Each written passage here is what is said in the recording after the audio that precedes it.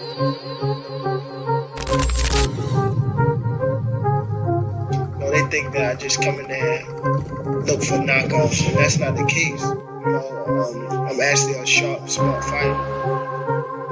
So, well, wait, I'm here. Who want to fight me?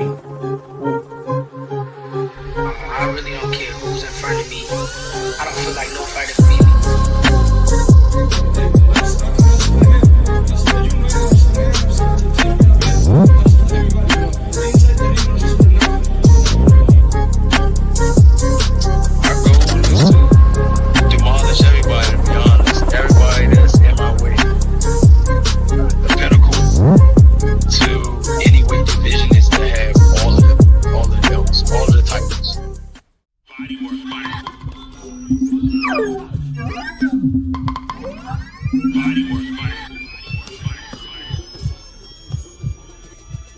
Welcome to Bodywork.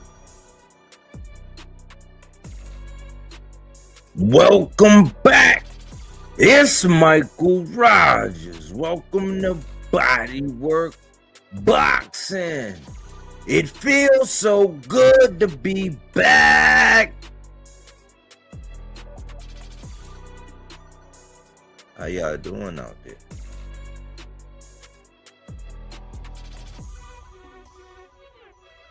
How's everybody doing? I figured it'd be a good night to talk some boxing. We done let the beat build a little bit. We done got back in the lab. We done put our ears to these YouTube streets. We did a little bit of research. Came up with a little bit of data and all that. We just want to give it to everybody.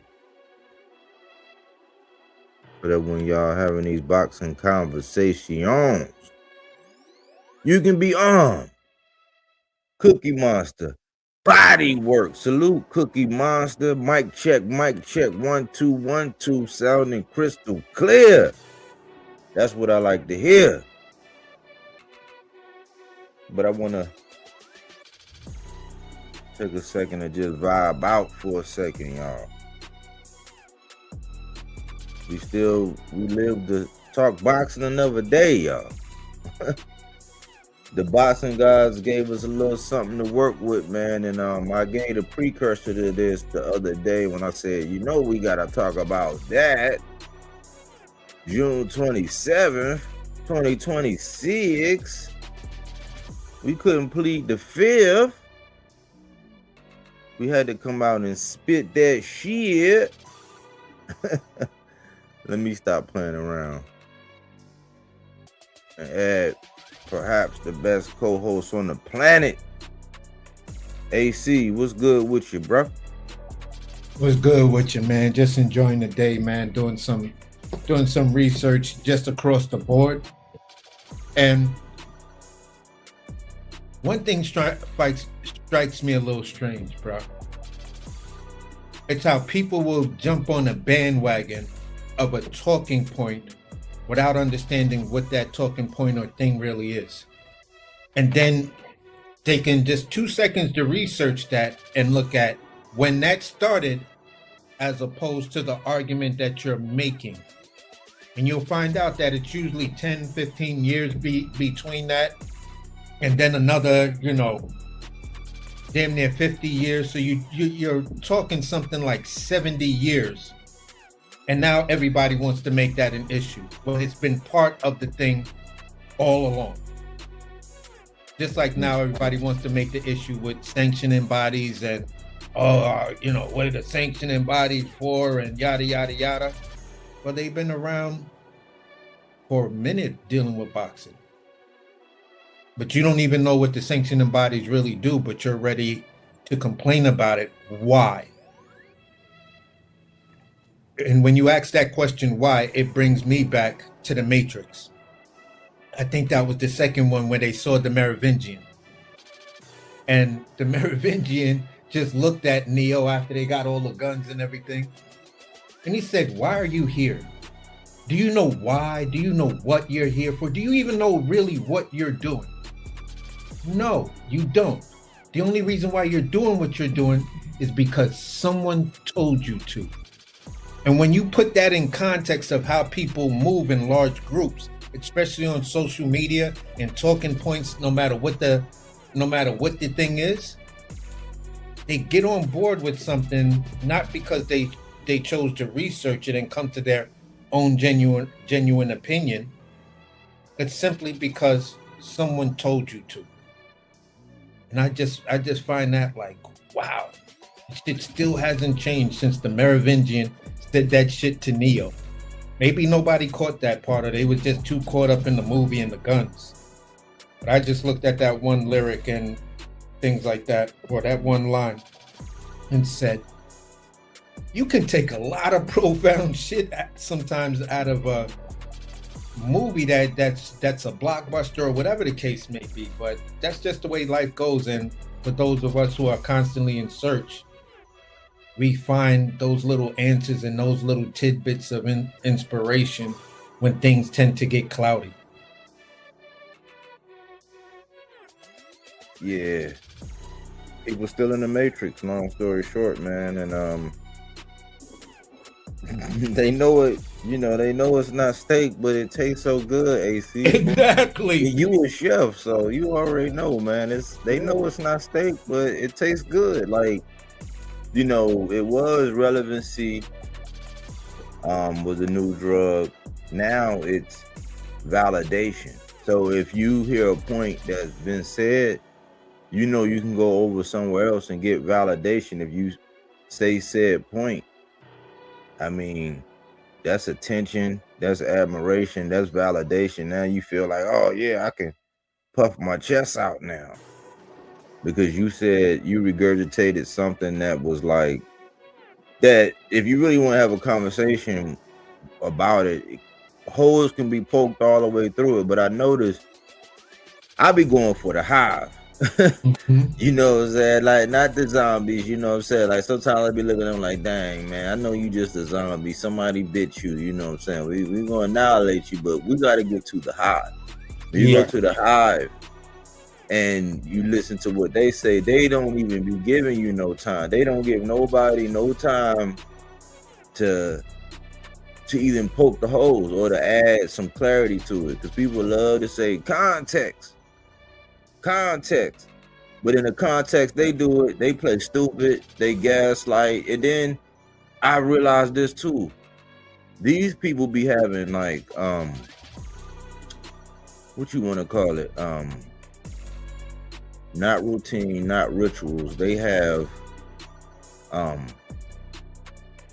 mean, I guess it's like a set. Like they do it's like a performance. They do the same show routine. They have the same like routine show that they do, like a spiel that they do where they bring in the same little things or whatever. It's like the Wizard of Oz.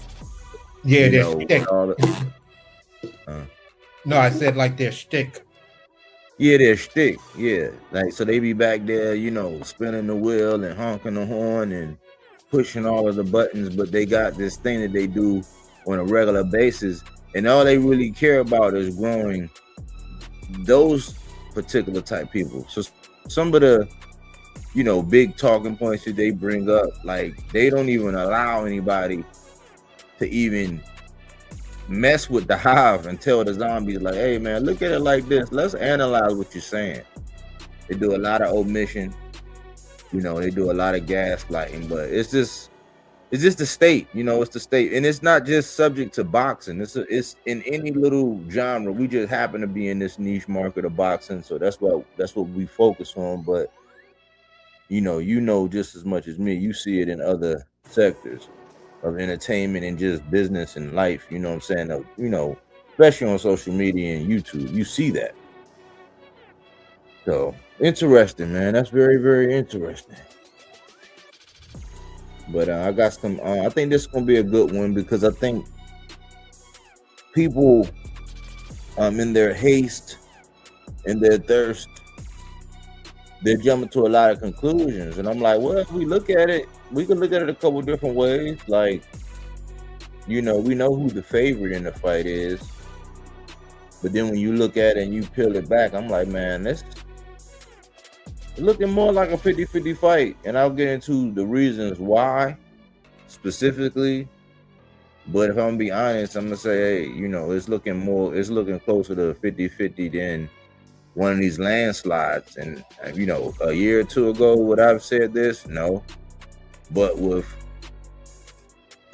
evolution of Xander and knowing that this is a puzzle that we've seen before twice with Karen, and then we got Boots and the big stage and the big bright lights, and weird things happen, man, at these points. This is the GreenPrint. This is a legacy fight.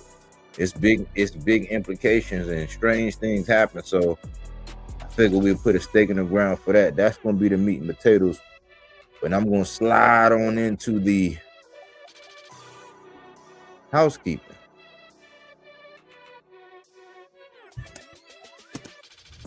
And we'll start off one that was inspired by you and something you said first. Know-it-all boxing talk.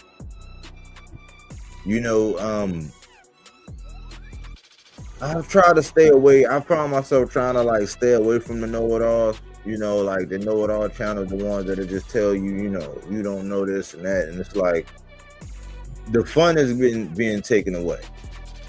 It was all this gang culture and all that, and you got your little tribes and all that, sectors and sects and hashtag this and groups over here and cliques. You got all of that, but you also have a lot of personas out here and egos out here that they know everything. And I'm like, man, I listen to the playback and I be making sure. That's why I'm critical of my playback. I never want to come across like I'm a know-it-all. That's why I always say, listen, I'll show you where I said this or do that. I'll eat crow. I'll draw a line. I'll be brave enough to draw a line in the sand and make a pick. And then I'll be brave enough to the next day, the following day, to come out and just say exactly what it is, and eat my crow. Because the way I see it with boxing, the way boxing goes, when it's done right, there's always going to be some upset or something that come by, or some dark horse or somebody that land in a spot and shock the world. It's always when it's done right, not when it's scripted. And we teeter-totter on a whole lot of scripts and strange things, but boxing at the core that we love, yeah, it's going to happen. So to act like what's going to happen, to know that your fighter is even as healthy as you think he is going into the fight, sometimes that play a factor. There's many different things, but I never want to come off as a Mr. Know-it-all. And I would say somebody like Teddy Atlas, even though he knows it all, he would be one of the guys I say, man, he probably knows it all, but the way he talk boxing, he don't come across as a know-it-all. So I try to stay away from them kind of guys, or if I listen to them, I eat the fish and spit out the bones and try to, but it was rubbing off from the people. What you got on that, Mr. Know-it-all? Oh, it's basically the type of thing that takes away from the argument, because with the Mr. Know-it-all, they have their own opinion, and sometimes with the know-it-all, they're not really realizing that you're speaking in a definitive manner about your opinion. Your opinion of the situation is the thing everyone needs to be on the same page with, and it's just listen, you have your opinion about what happened. You have your opinion about the two fighters. That's what makes boxing great, because you have your opinion about a guy, I have mine. Boxers are like rappers. Not everybody like them. Not everybody's in tune with you. Not everybody vibes with you. So with that being said, it's okay, I'm not big on a certain fighter. You are. And I'm not speaking of you. I'm just saying it in general. I'm not big on the fighter, but the other guy is. And, you know, if we're debating points and I'm saying, okay, but this guy, as to this point, has not given us a fight where when we look in the media scope of it, there are people in the media, other fighters who are saying, oh, he could possibly lose, or I got such and such beaten up. Oh, dare I say I got such and such stopping it. And then if you bring something like that up, then it's, oh, you don't know shit about boxing. Well, what the fuck do I gotta know? I like a guy, I don't like the other guy. Yeah, but I'm saying, like, this guy hasn't, you know, the guy you picking hasn't done nothing. Neither has the guy you're picking. That's your opinion. So are we seriously gonna sit here and argue about two guys who really ain't did nothing, but I'm supposed to take your guy who hasn't done just as much as my guy, I'm supposed to say he's better? No, why would I do that? Why would I do that? That's not telling me I'm an individual. I'm a follower. I need to be part of the horde. And I don't need to be part of the horde. I don't need to, you know, I don't even need to be in the room. I could sit in the hallway on a little chair and be just as content. All I need is a little blunt, a little cup of something to sip on, and I can hear the music and everything else. So that's where I keep it. Word. The next one is going to transition right from that. But the Lloyd Banks of this, like, I've been saying it for a while. I had other things like underground, like battle rappers, I was doing it. But I always say, man, when it comes to this boxing talk, I'm like the Lloyd Banks of this. And it's not like I'm trying to be like him. It's just like the philosophy, like how he go at it. And it's wild because I've been saying it more and more. And then, you know, every now and again, I'll listen to a couple of his.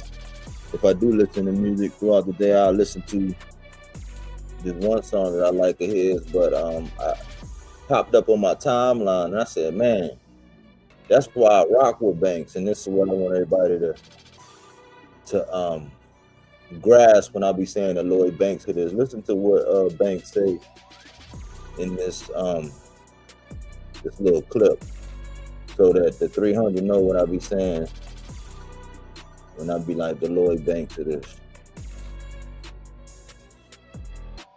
I gotta pause this music real quick, and hopefully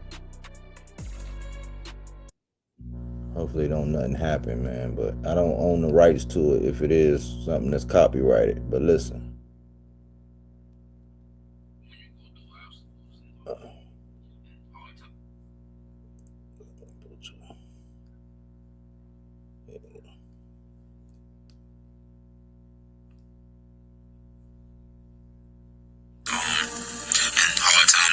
Nobody cares.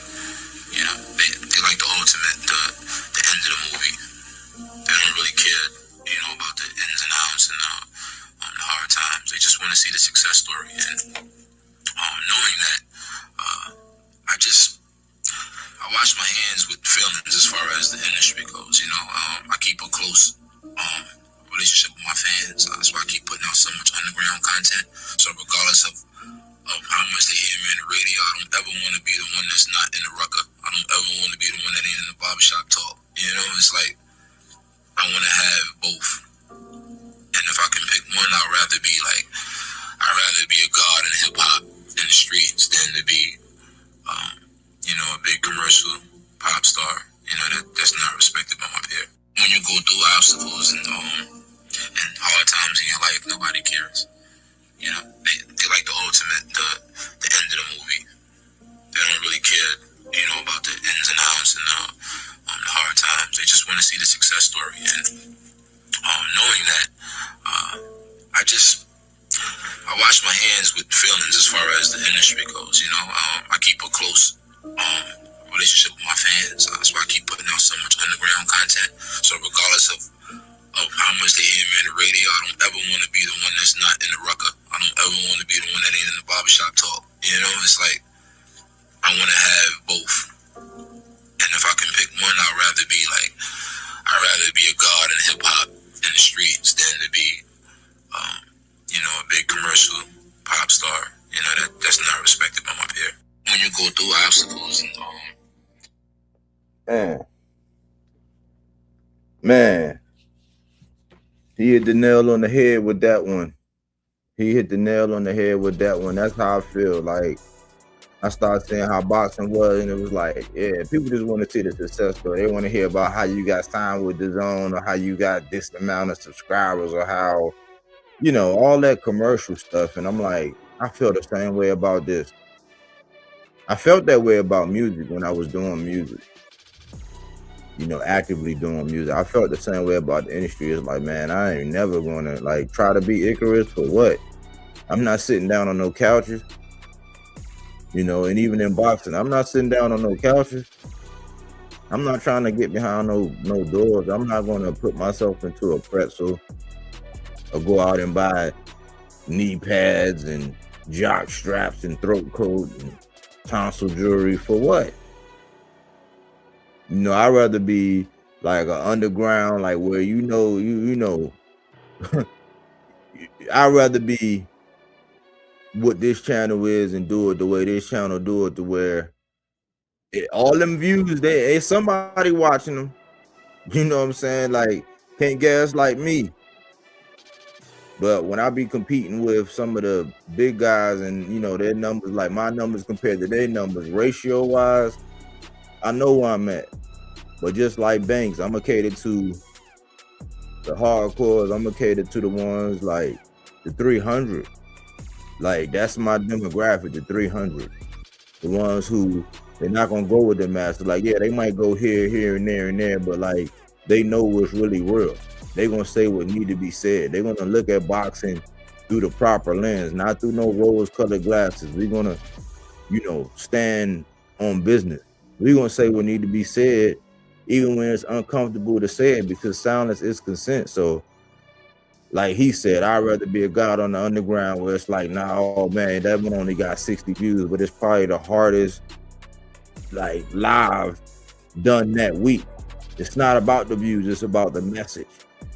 And somehow, some way, just like Banks done spawned all these different styles, somehow, some way, it's a lot of little, I'm gonna say, resemblance, reflections, title, imagery, verbiage that reverberates through these YouTube streets, just like Banks and that influence. And I'll be happy with that. I'll be content, just as Lloyd Banks is in the position that he in, doing what he loved to do in the vein that he wants to do it, without compromising, without having to sit on no couch, without having a hobnob, without having to give a reach around to the star football player, or go sit on Santa Claus' lap, or go guest and co-host and be, go through a shame ritual on one of these big platforms. For what? All y'all really want at the end of the day is the truth. I know when I want to hear that hot shit, I'll go straight to Lloyd Banks, and I'll probably put in Father Time. That's the joint I be, because it just, the way the beat come on, the way he start, spitting that shit, that's all I need.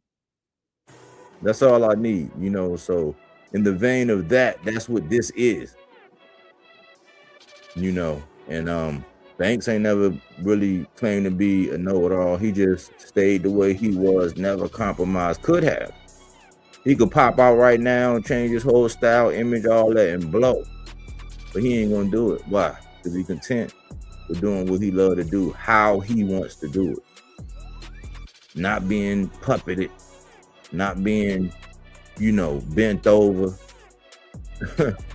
not having to go to no strange parties. But he ain't gonna send just wings like Icarus either. That's two.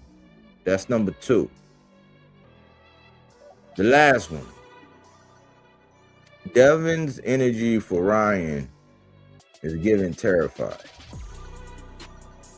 And I only have to admit this because it's like I've been saying here lately that whenever the first, like, I said the same thing when Shakur was at Ryan's fight. So just to show you how I get down, I keep the same energy. That's just me. ACE do the same. But when Shakur was at that fight, because remember they kept making that Ryan fight when he beat Barrios, they kept making the show. Any ancillary thing came back to Shakur. Like it was like the Shakur hour. I'm like, this has nothing to do with Shakur. He had his time to shine. Has nothing to do with him. They kept making it about him. And the first thing he said was something about drug testing. And I'm like, you know, we've been through this before because it was a time when Shakur and Keyshawn and Ryan, they all was on live talking that, and this was after this situation. And I tucked these away. I only put them out just to make these illustrations. But they were saying this back before this. Because the picture, because look, I said, this is what I called it.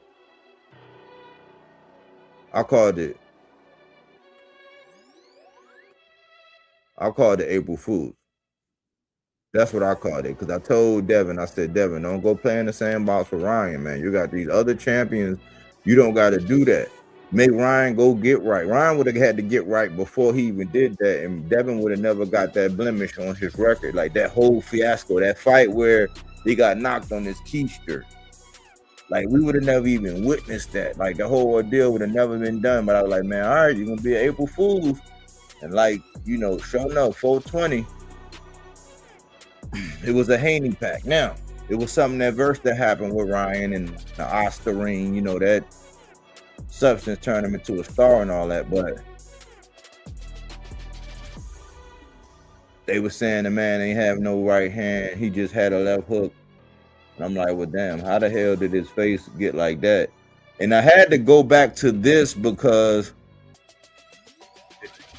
there were a lot of aspirations and things that were said. And the way DHP, you know how they are, braggadocious, you know, they garner a lot of attention, mainly on YouTube, social media, etc.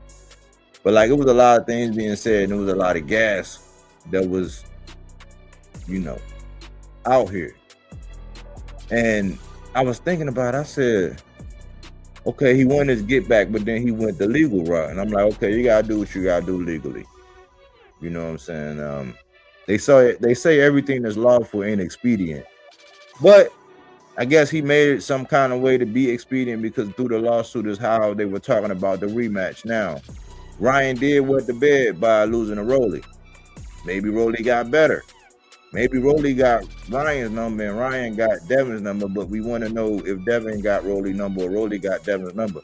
We won't know because that fight was on hold. And if it was going to result in us getting him versus Ryan, then okay, rightfully so. But that was the only other fight that made sense. For real, at this level. And so I was analyzing like the whole thing about Devin and Ryan. I'm like, well, why Devin don't really want to fight him? Because that's what I'm thinking. It's given petrified. It's given terrified to me. Because the first thing that comes up is the drug test. And it's like, well, prior to that instance, and we got to reiterate, I'm not, because look, I got off of the bandwagon of Conor Benn. I got off of the bandwagon of Alicia Baumgartner. I keep the same energy. This is not about no drugs. I looked at the situation when it came down to Subriel Matias, and I weighed out what was being said, what the reports were. I keep the same energy. It was totally different than what happened with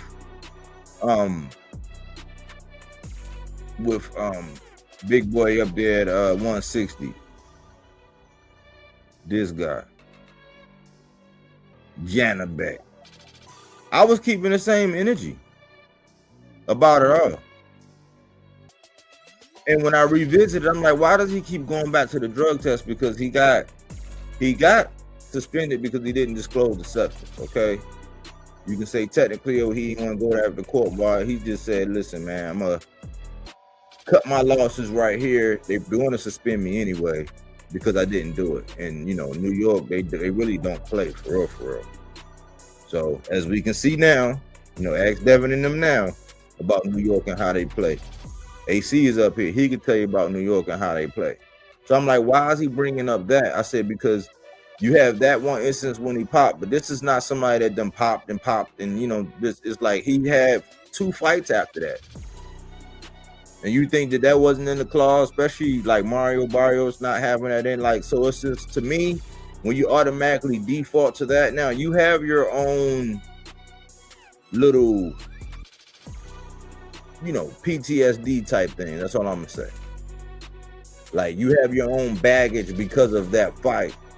And maybe that's the way of you saying, all right, now you're gonna do exactly like to make sure that he don't. It's like, listen, he's gonna have to do it.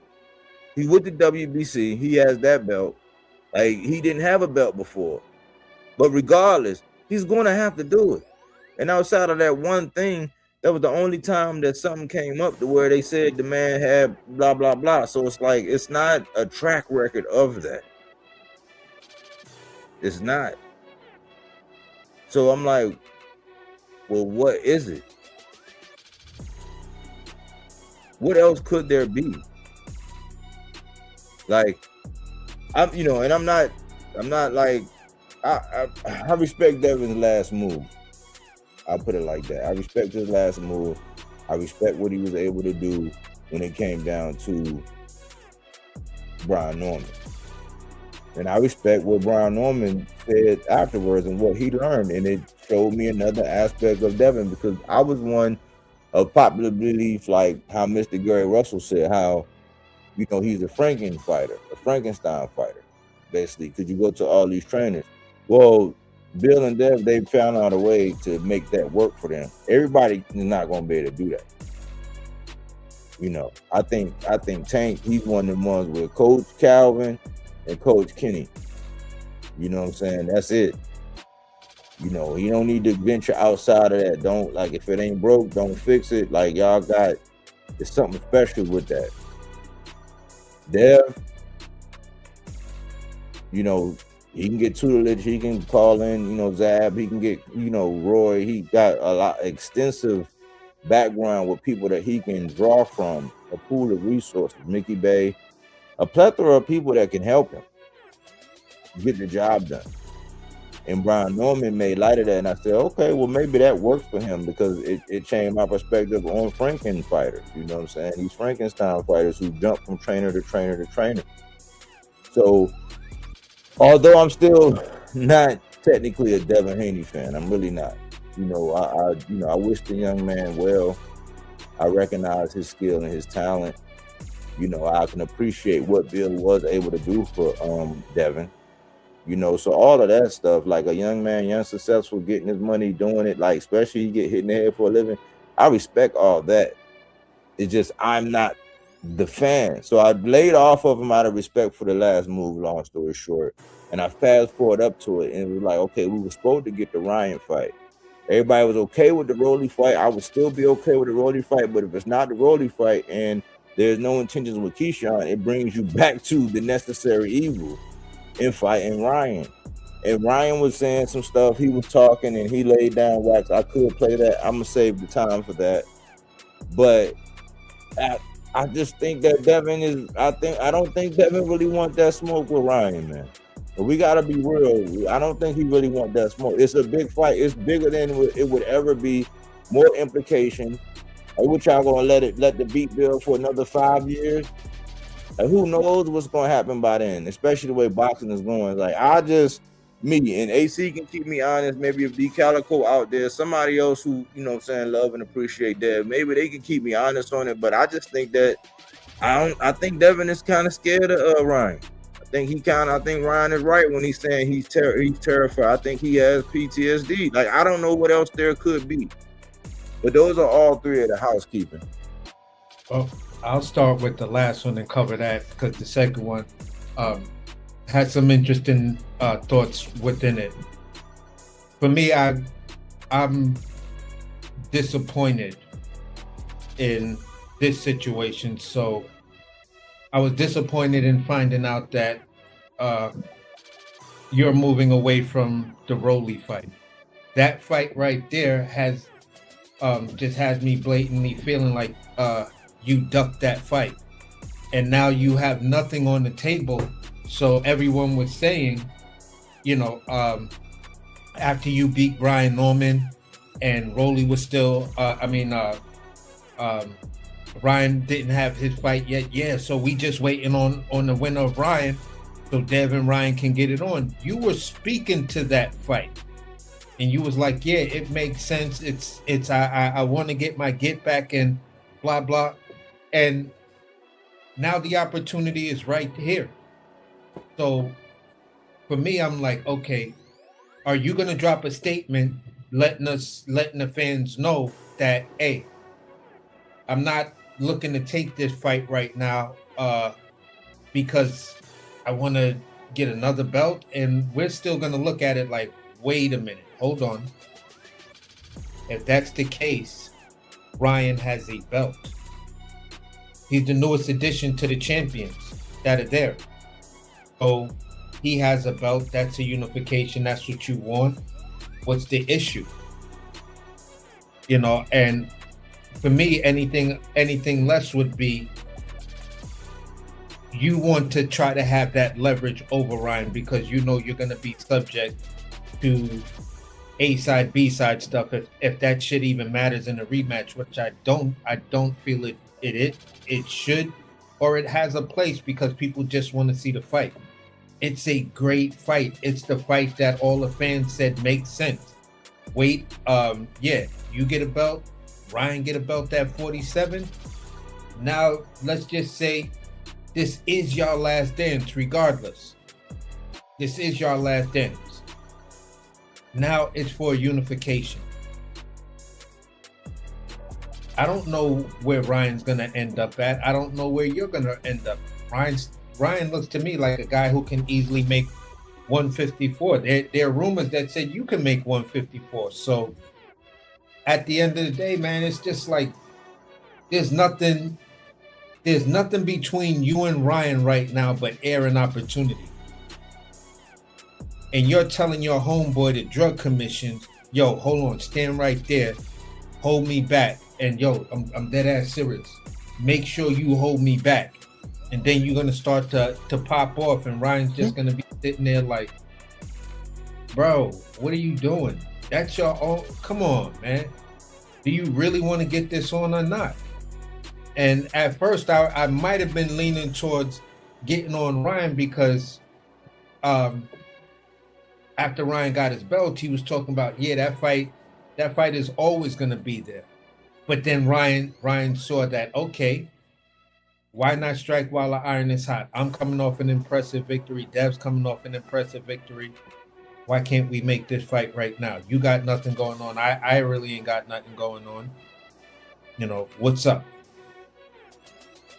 So it's just a bad look right now. That's just you know, that's 2 for 2.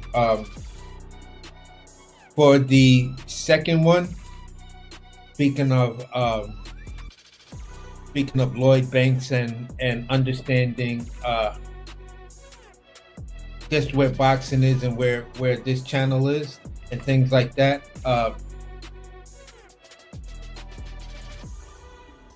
Like I've always said,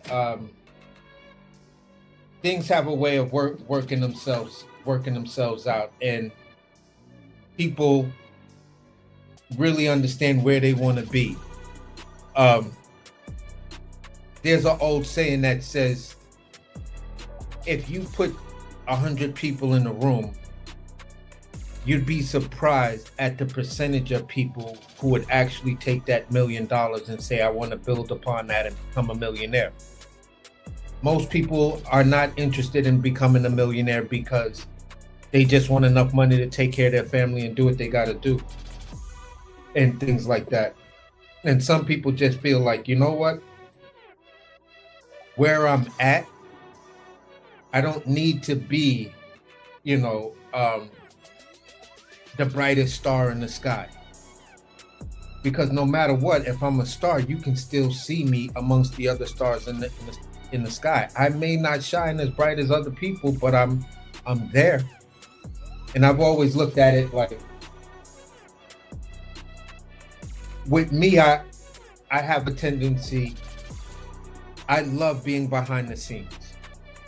when I do things, that's what was the driving force of me doing consulting work, because I can come in there, do this amazing work, make this amazing restaurant happen, or get their shit back in line, and then walk away and no one is aware of what I did. And that's pretty much why my favorite character in the entire Matrix movie has always been the Merovingian. He sits behind the line, but he knows every fucking thing that's going on. And you cannot bullshit that dude. So it brings me to something I was looking at just the other day, and I was looking at it and I couldn't figure out why, but now it makes sense why. I was looking at someone break down the god Hermes. People hear about the god Hermes, but they don't really know like what his impact was, or what type of god he really was. They just say, yeah, he's the dude that brought in language and, you know, letters and things like that. He gave man education. But Hermes was a bit different. Like, the dude, according to Greek mythology, has many different names. He is actually the original trickster god, because Hermes can move through every realm with no hesitation. He can move through the realm of the gods, earth, and the underworld. Hermes is the guide to the underworld. So when people die within that first split second of them, like you're losing, you're getting ready to pass on, Hermes appears to you. According to the mythology, he appears to you and he guides you through the underworld. He is the person who guides you. He doesn't talk to you. He doesn't judge you. He doesn't do shit. He's just your guide. And he took on that responsibility as something that he needed to do. The interesting part is the trickster part. With a trickster has many different things, and he's a useful tool.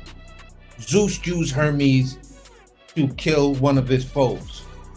Hades used Hermes to kill one of his foes. So the power of Hermes is the fact that his usefulness and the fact that he can go through all the realms, which brings me to this.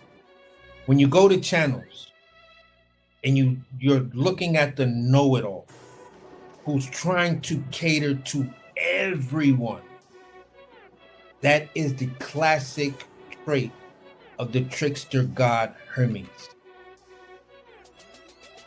Hermes talked 100-eyed demon to sleep, story by story. Damn. Word. He just sat there and just started talking to him about different things. Science, math, music, wine. And one by one, each one of these eyes fell asleep. And when all of them fell asleep, that's how he killed the god that could not be killed, because it had 100 eyes. He see whatever he's gonna see, and you can never get close to him unless that god allowed you to. And that's the brilliance of Hermes. Because that person can move through so many different spaces, he can lure you and talk to you in a manner that's just like, wow, this dude got me. He's and then before you know, he's the guy with the knife at your throat, slitting your throat. So that's basically the point I'm saying about understanding, okay, I don't need to be the guy that wants to reach everybody and wants to cater to everything that's all boxing. I'm the know-it-all. I'm the guru of boxing. I'm the Merovingian of boxing. Here it's the 300. This is what you want to know. We'll eventually get to that topic, but one by one, we're just going through points, adding in the devils and the details, seeing if there's, some meat and potatoes on the plate, having you eat them fruits and veggie and not that Reggie. Silence is consent. All of these little catchphrases and things we're saying is because it's a constant definition of the micro, I won't even say the micro, just the solid points that this channel wants to land on. As Body would say, those stakes in the ground. You can't put a stake in the ground with a toothpick because it's too flimsy. The next person, a horse could break it, anything, it could be squashed and never be seen again. But a stake has some weight to it. It has structure to it. And that's the thing that strikes me about the Lloyd Banks comparison, because it's, who do you want to be? Do you want to be Hermes, or do you want to be, somebody else? Don't be the person that everybody uses. The useful person. At the end of the day, that useful person will eventually be used by your enemy against you. And that's what you have to be careful of when you go to some of these channels that are operating like Hermes. And that's where I'll land that, bro. Yeah, powerful, man. I didn't even know. I knew he was Mercury, but I didn't even know. I used to be big on all that. Then I found out the essence of what they were, but I can't forget everything I know about them. But it's a lot of hidden messages and things in that. That was strong. Only other thing I wanted to go back to was what you said when you were talking about Ryan. It was almost like Ryan kind of came to his senses. Ryan, because he was entertaining Shakur, and I'm just like, no, bro. You getting ready to do the same thing Devin did when he went and played around with you. Now you getting ready to go play around in the catch weight. Like, you just got established. Somehow, he came to his senses. I'm not sure how big of a part David Benavidez played in that, but he got in his ear and he spoke out and said, no, man, if Shakur think he all that, then tell him go up the welterweight. And then when Ryan was looking at everything else, then he snapped out of it, was like, yeah, you know what I'm saying? Because I heard him when he said that fighter always be there, and I'm like, yeah, I don't know how you interpret that. It's like, so you saying not now? You saying when do you, it's left a little question there, but he was saying, listen, basically he was saying, I got his number. Like, he's terrified of me. So I'm like, okay, so now he was distracted with Shakur in a couple other fights or whatever. There's rumors now that T.O. in the mix, and I'm not ready to talk about T.O. again. I'm like, I don't trust T.O. I don't trust T.O. either. Yeah. You know what I'm saying? But let me see. I'm just going to apply to Trini BX. Salute, Trini. The goons is in the building. I like to see it. But, it's just interesting, So it's like Ryan, it's like they play this little game where they come to their senses and they move right and then they do something silly. Like Devin has done this. Devin has done, like, he's been spot on and then off. Spot on and then off as far as like, because when he did the Regis thing, I was like, okay, cool. Then he did the Ryan thing, I was like, oh my goodness. Then he was out. Then he came back and did Ramirez, and I'm like, oh my goodness. And then he did Brown. I'm like, okay then. And now it's like everybody but the guy who he should be fighting to get this over with. Y'all don't want to be on y'all. Listen, I keep playing around because I'm saying Gary Russell, Mr. Gary Russell and Tank, they're gonna be like this. Shakur and Tank, they might be like this. Definitely Earl and Keith Thurman, they gonna be like this. But that Kell Brook and Amir Khan fights that shit happen and ain't gonna happen. And then when somebody want a bag and they want relevancy and they know that they can play on the hearts of their fans, they gonna give it one last go like Trishore and how them fans across the pond and let them fight until they daggone bludgeon. It's just gonna be too late. But that's the only other thing I had as far as the housekeeping. Yeah, I mean, those are some great housekeepings for today, and yeah, that's that's just where I'll leave it, because it sets, like I said to you before, it sets a proper tone for the thing we're about to get into. It's when you're watching a movie, and it's not one of the movies that start out from the ending and then you're playing catch up through the whole movie and stuff like that.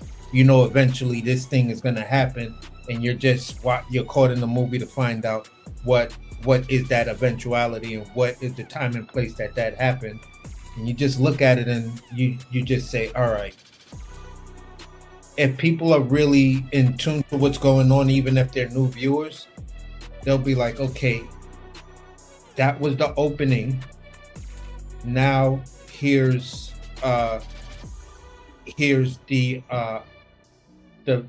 beginning of the middle of the story. And whenever you have a good written story, the title appears at some point, whether it's written or shown.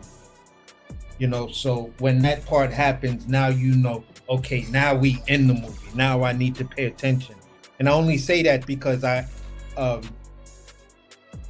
the original thing I was going to college for was to make movies and film and animation and things like that. So I understood like the core of how to put these type of things together, and it's a great structure, and it always has the perfect segue, even though we're leaving off talking about the Ryan situation, Dev and Shakur.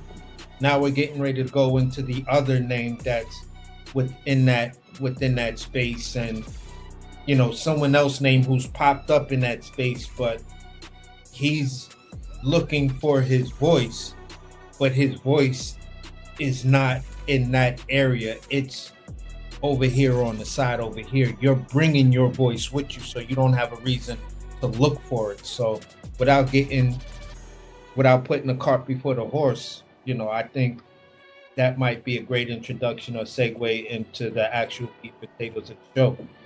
Yeah, we'll give you Bodywork. Yeah, it is. Appreciate that. Yeah, we've been looking and analyzing this, and first I want to do this, and I want to say salute to Boots and the team. It seemed like Eddie and them, I mean, they had their share of frogs. they had to go through their share of frogs, and they finally got, a title shot with one of the big guys, one of the big players. And it may be by default, but I always say that my salutes, my praises will always be just as loud as my criticism. So I'm like, okay, finally somebody came to their senses. Finally somebody was level-headed. Finally somebody said, you know what, man, we just got to get this done. What is it going to take? What we got to do? We got to get my man's a fight.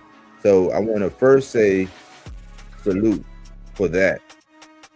I didn't think it was like far-fetched. I just didn't think it was like logical, especially looking at the landscape of boxing and how these present day boxers are. Xander is actually really showing that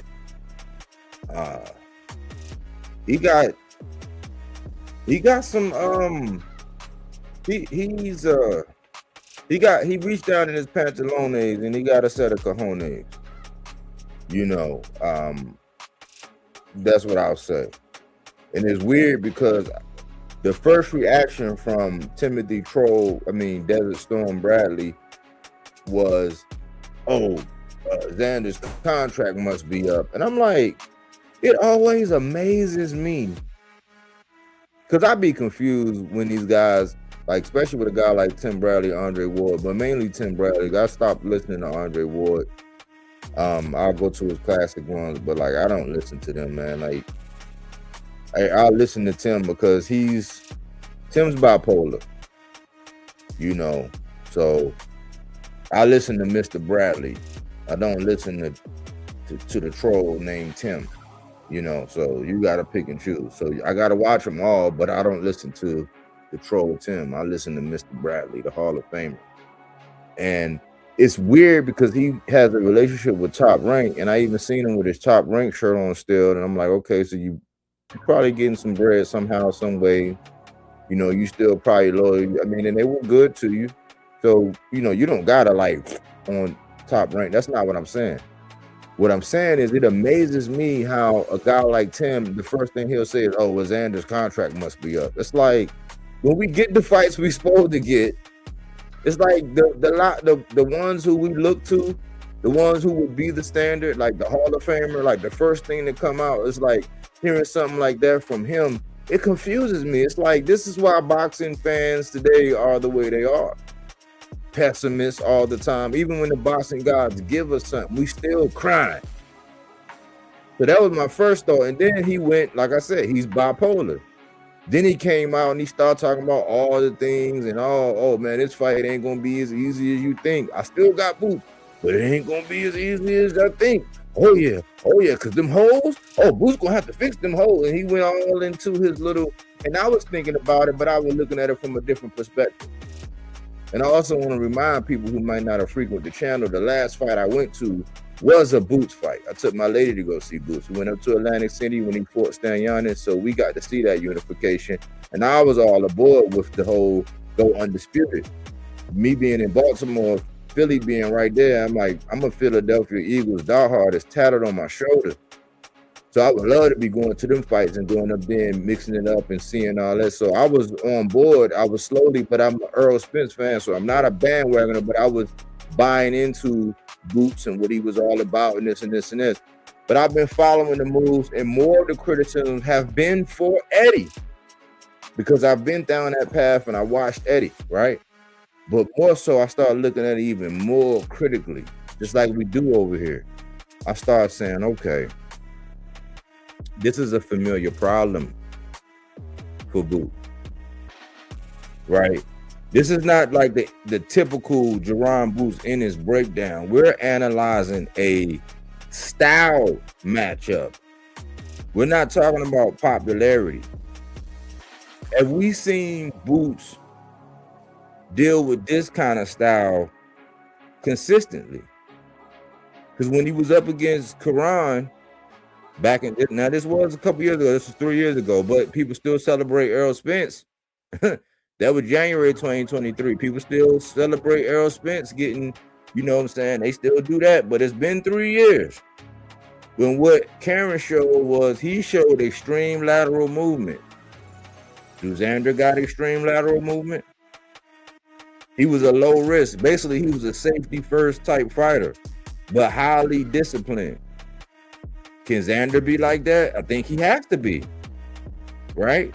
We saw Karen force Boots to reset over and over again. I seen him whiff, and he like limited Boots his offense. It was more static because Boots couldn't really get into that zen-like flow that he normally has. And I was saying this in real time. I got crucified. I said, man, Karen touched Boots. I don't know. Why y'all always talking about he got hit? I'm like, because he got hit in that fight. We ain't never seen Boots get hit like that. And lo and behold, I didn't know this at the time. But since I stay with it and I develop on my previous arguments and I look back at it, lo and behold, Karan set a CompuBox high. The punches landed on Boots. He went 24 rounds with Boots. But he wasn't really trying to like Boots. I mean, when you look at Karen and how he fought, he wasn't trying to win impressively. Like, he was really trying to control it, survive, like disrupt Boots at times. But he still managed to land on Boots consistently. He made Boots think more than Boots normally like to think. This is why I be trying to say, like, them tailor-made guys come forward, pressure for, like, you know, Boots ain't got to think. He gonna smack that out the park. That's why I wasn't as enthused about the other fight with Virgil. They both are my boxers to watch. Boots is the Mamba, Virgil the Piranha. Pandora's in there. Xander hasn't gotten to my boxers to watch yet. But I'm making, that's why I say this is not about, being anti-Boots. No, this is a stylistic breakdown in which, just like I said with Teofimo, we wasn't going to figure out whether Teofimo fixed those windshield wipers until he got in there with somebody who could duplicate the things that don't cater to what he do, like what Jermaine Ortiz was doing to him. You know, Shakur, he didn't have to do as much. I'm not sure what happened, but y'all see, it was a style thing. This is not about popularity. This is also the GreenPrint, though. And going back to the Karen fight, because this is the analogy I'm making, or the comparison I'm making between Xander and Karen. I think they are kind of two different fighters, but they have some of the same qualities. And Xander can have a lot of success at a lot of the things that Karan did. Now, Karan didn't hurt Boots, but he touched him a lot. And you can reason that Xander can duplicate that. He's a controlled, disciplined fighter. He got distance. He got timing. His offensive intent might be a little bit more than Karen, because maybe Karen feared the power, but like it seemed like Xander been learning how to move. You know, he can shoot while moving, and he's gonna look to actually win rounds. He's very patient, but he can rack up a lot of points. And his boxing has evolved. Because back when he fought like Teixeira, I was like, nah. But from the time he fought Teixeira up until what I seen with him in the box, I was like, oh, okay, he's evolved. He's not a runner, he's a strategist. And he's going to capitalize on all of the openings that Boots got. So it's like, it's recreating that same thing that Boots had to deal with when he fought Karen. Except for he went 24 rounds with Karen. Karen wasn't as successful, but I think Karen hit him harder in the second fight. He definitely hit him harder, but he didn't have as much success that he had in the first one, even though you can still say Boots dominated. Yeah, I mean, it was 24 rounds. Boots pretty much dominated both fights. So that's the question, and that's why I say this is closer to a 50-50, dare I say 50-50 fight, than more people will lead you to believe. And it's not because nobody's hating on Boots, it's because we don't see him against this style. Like, he's gonna have to cut that ring off. And when the last time we had to see him, because he's been match made with people where he don't really have to cut that ring off. They want to come. They want to enact their pressure. You know, they want to land on him. It's going to be different. And the evolution, if you look at it, the way Josh Kelly won against Bachram, the way Devin won against Brian Norman, and I'm not comparing Boots to either Bachram or Brian Norman, but I'm just saying that style, that mover style, that lateral movement where I'm opportunistic, I'm sticking and moving, I can punch on the move, like I can make you reset. You know, I'm going to always be moving as long as your feet set, and the minute your feet start moving, I'm going to set my feet and punch. Like, that is a skill. That's the little things where, even though I don't really like fighters like that, I like them killers. But like, I do appreciate that, and I do be entertained for my own purposes as a boxing head, watching that to say, okay, dang, how you neutralize that. Like the way Devin did to Brian Norman, I didn't see that coming. Had a fat ass play the crow. So going into this fight, it's like, yeah, I kind of still think Boots would win if Boots show up, but like, this is a guy that's just as big as Boots, if not bigger. Just as athletic. He has more tenure at 54. He's growing, he's developing, and he's very confident. I haven't seen many people going into a fight with Boots. They be talking that shit, but like, I haven't seen many people going into a Boots fight that was confident. That's why I say this might be closer to a 50-50 fight than one would realize, and that's my opening thoughts on that, AC. Well, for me, I'm in the same room, but not sitting in the same row of seats. I agree with. I'm not in disagreement at all in anything that you just said. Let me be clear on that. It's more of just an add-on for me of saying, okay, in the vein of Boots, and in the vein of looking at this fight stylistically.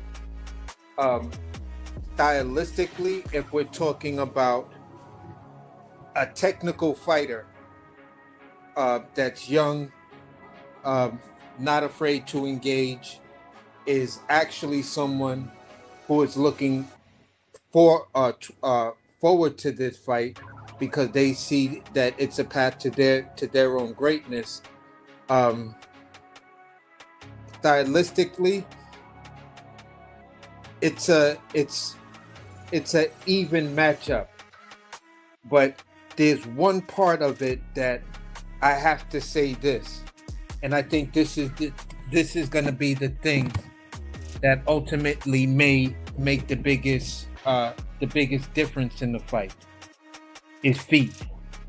And for me, it seems as though, all right, looking at how Xander fights, we know for a fact he's been honing and perfecting that moving while punching, giving angles, being that consummate classic style of boxer puncher / mover. I guess as he gets a little bit older, and he puts on that weight and he may be forced to move up in weight, that's when we're really gonna see a fighter that has Xander's style but now is bringing power to the game. And I think that's the only part that's lacking in his arsenal. But stylistically, he has the type of style that is going to be very, very frustrating for Boots to deal with. I think one of the keys for me is exploit Boots' footwork, tag him up, and like I said to you before, frustrate Bozy. The more you hear Bozy yelling out, that lets you know your game plan is working. Because then it's going to cause that friction in the corner, and then Boots is going to have to recover from that, from that mental frustration each time he goes back to the corner. He has to deal with it towards the closing of the round. All right, guys, last 10 seconds. And it's like, damn, I gotta go back, and I know he gonna be yelling at me. Then when you come out, it's like, all right, I gotta deal with this dude in front of me that's tagging me up and frustrating the shit out of me and my pops. So for me, the game part of the mental game plan or part of the attack is to frustrate Bozy. And the way Zayas fights, that's like you fight like the perfect storm. You fight in a way that's going to make these two guys extremely frustrated, and that's where I think it's all gonna fall apart. We're not gonna have any issues too much with the technical ability of Boots. Technically wise, they both do things really, really good, but they also do things that are like, whoa. So we're gonna see at that level, like, who's the guy who cleaned his windshield wipers or changed them for this particular storm, and we're gonna see who else decided to get the all-weather tires.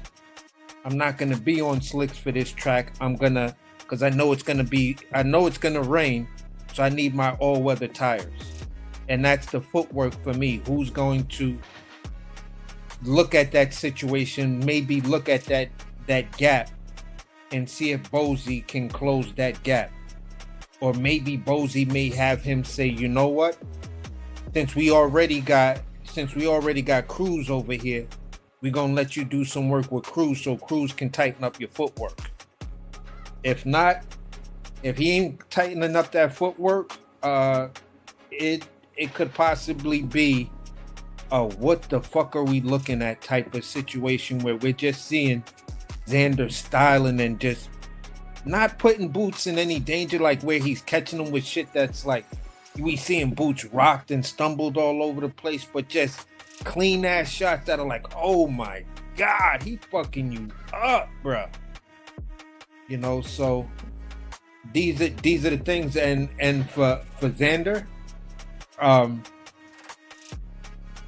Boots has that athleticism that once you're in front of him within striking distance, he's not afraid to pull that trigger and do something crazy that's unorthodox.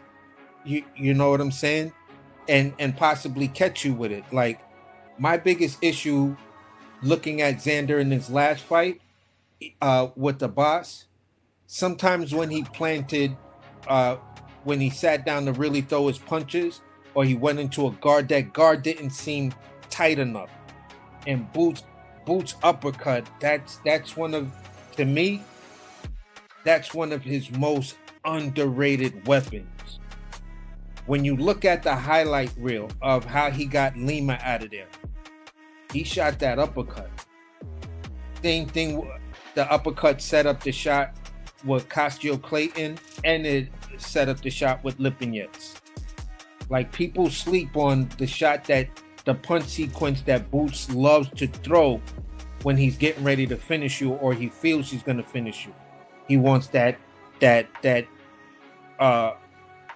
reel, that photo reel of that uppercut.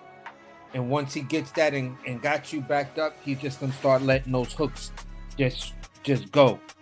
Back you up into the corner, then it's body shots, upstairs, downstairs, upstairs.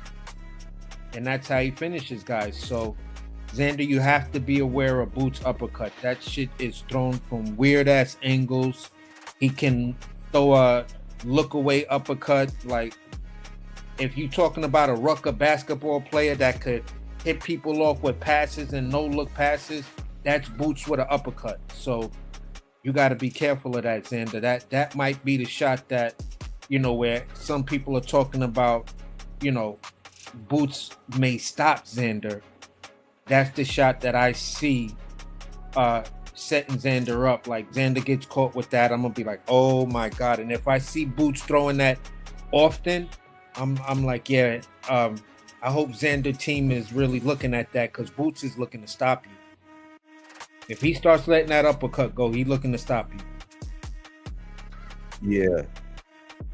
That's like his favorite weapon. He can throw it out further than the average person without getting caught. But it is a thing of beauty when he throw it. It's almost like that Scorpio, get over here. Yeah. But this is my question, and this is open up to everybody, but this is my question, because I slightly lean towards, thank you, Trini. I appreciate that. Keep grinding, champ. Enough respect. I appreciate the content and insight. Much appreciated. Salute for that. Thank you. Channel appreciates that, for real. Thank you. I'm gonna open this up to everybody. Karen went 24 rounds with him, and we haven't seen Boots with somebody that can move like that. Xander's going, and I know he has no intentions on going in there and standing right in front of Boots. And this is what I wanted, and I was only challenging greatness because it's like, I don't like to see people that's tailor-made. My guy Tank, he used to get all he do, even though it wasn't necessary, it wasn't the case, because you got to factor in the disadvantages, and everybody wasn't a Mexican flat-footed come-forward fighter. And it wasn't. All of them wasn't, if you look at the vast majority. So I don't like the tailor-made kind of guy. The question is, if this thing goes to decision, with Xander popping away, he's been popping, and what we've been seeing, like, can Xander win this on a decision? Like, if it go the distance, can he do enough to outpoint, to make Boots look bad enough to, avoid the big blows, make him whiff, make him pay, make him put his hands in his pockets for a little while? Like, can he win? Well, I'm gonna ask you this. Let's get down to it. Let's stop beating around the bush. If this went to the decision, who would the business of boxing want to have that? Would it be the Puerto Rican superstar who's trailblazing history, or would it be the phenom who finally got hold of two belts at, in my opinion, the second hottest division in boxing, aside from 140? What do you think about that, AC? Honestly, I'm looking at the moves. I'm looking at the excitement. I'm looking at the fan base, right? Me, I'm gonna say I think the business of boxing would support Zayas. Now I'm also gonna say this. Right now, as we are right now talking about this fight, Xander, you're fighting for a draw. Against Jaron Ennis, right now you're fighting for the draw. What you do after this is going to determine your split decision, majority decision. But you're fighting for the draw. I'm almost positive that the fight goes the distance. One of those judges is going to have the fight a draw.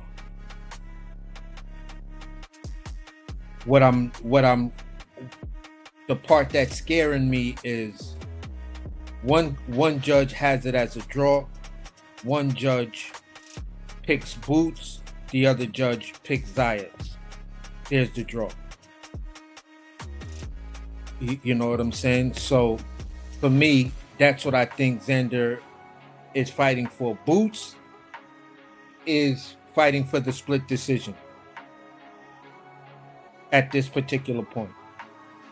The split or majority decision. If he wants the unanimous decision, it's an impressive victory. It's the type of victory you put on with Stanionis, but if Stanionis would have stayed in the pocket, stayed in the fight the whole fight, maybe even Karan, and you'd say this is Karan, but you dropped Karan, and then you had a round where you just kind of teed off on him and had him hurt. That will get Boots the unanimous decision. What gets Xander to that unanimous decision is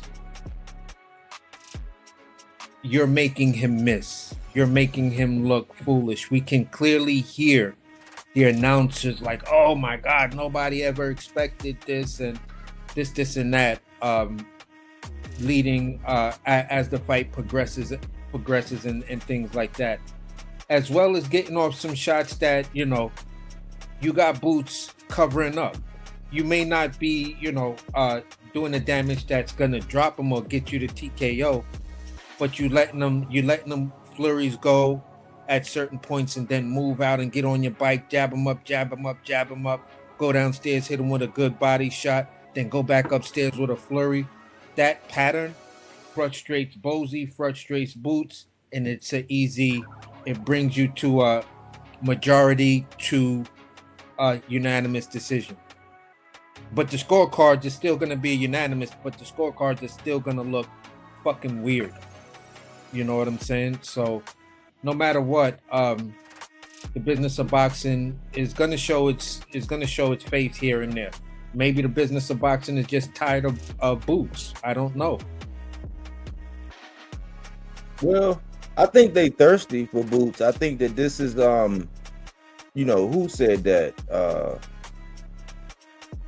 But the comments was cooking, man. They were saying the big bright lights. That's what I was saying, man. I think I mentioned that earlier when we chatted earlier, that them big bright lights for Boots, that's gonna become a factor because it's scientifically proven that objects behave different when they're being observed. It's scientifically proven. So the more people is watching, that's why weird stuff happen in fights. Like when it's a whole bunch of people, when everybody tuned in and the world is watching, shit be happening different. Like it's scientific, it's energy.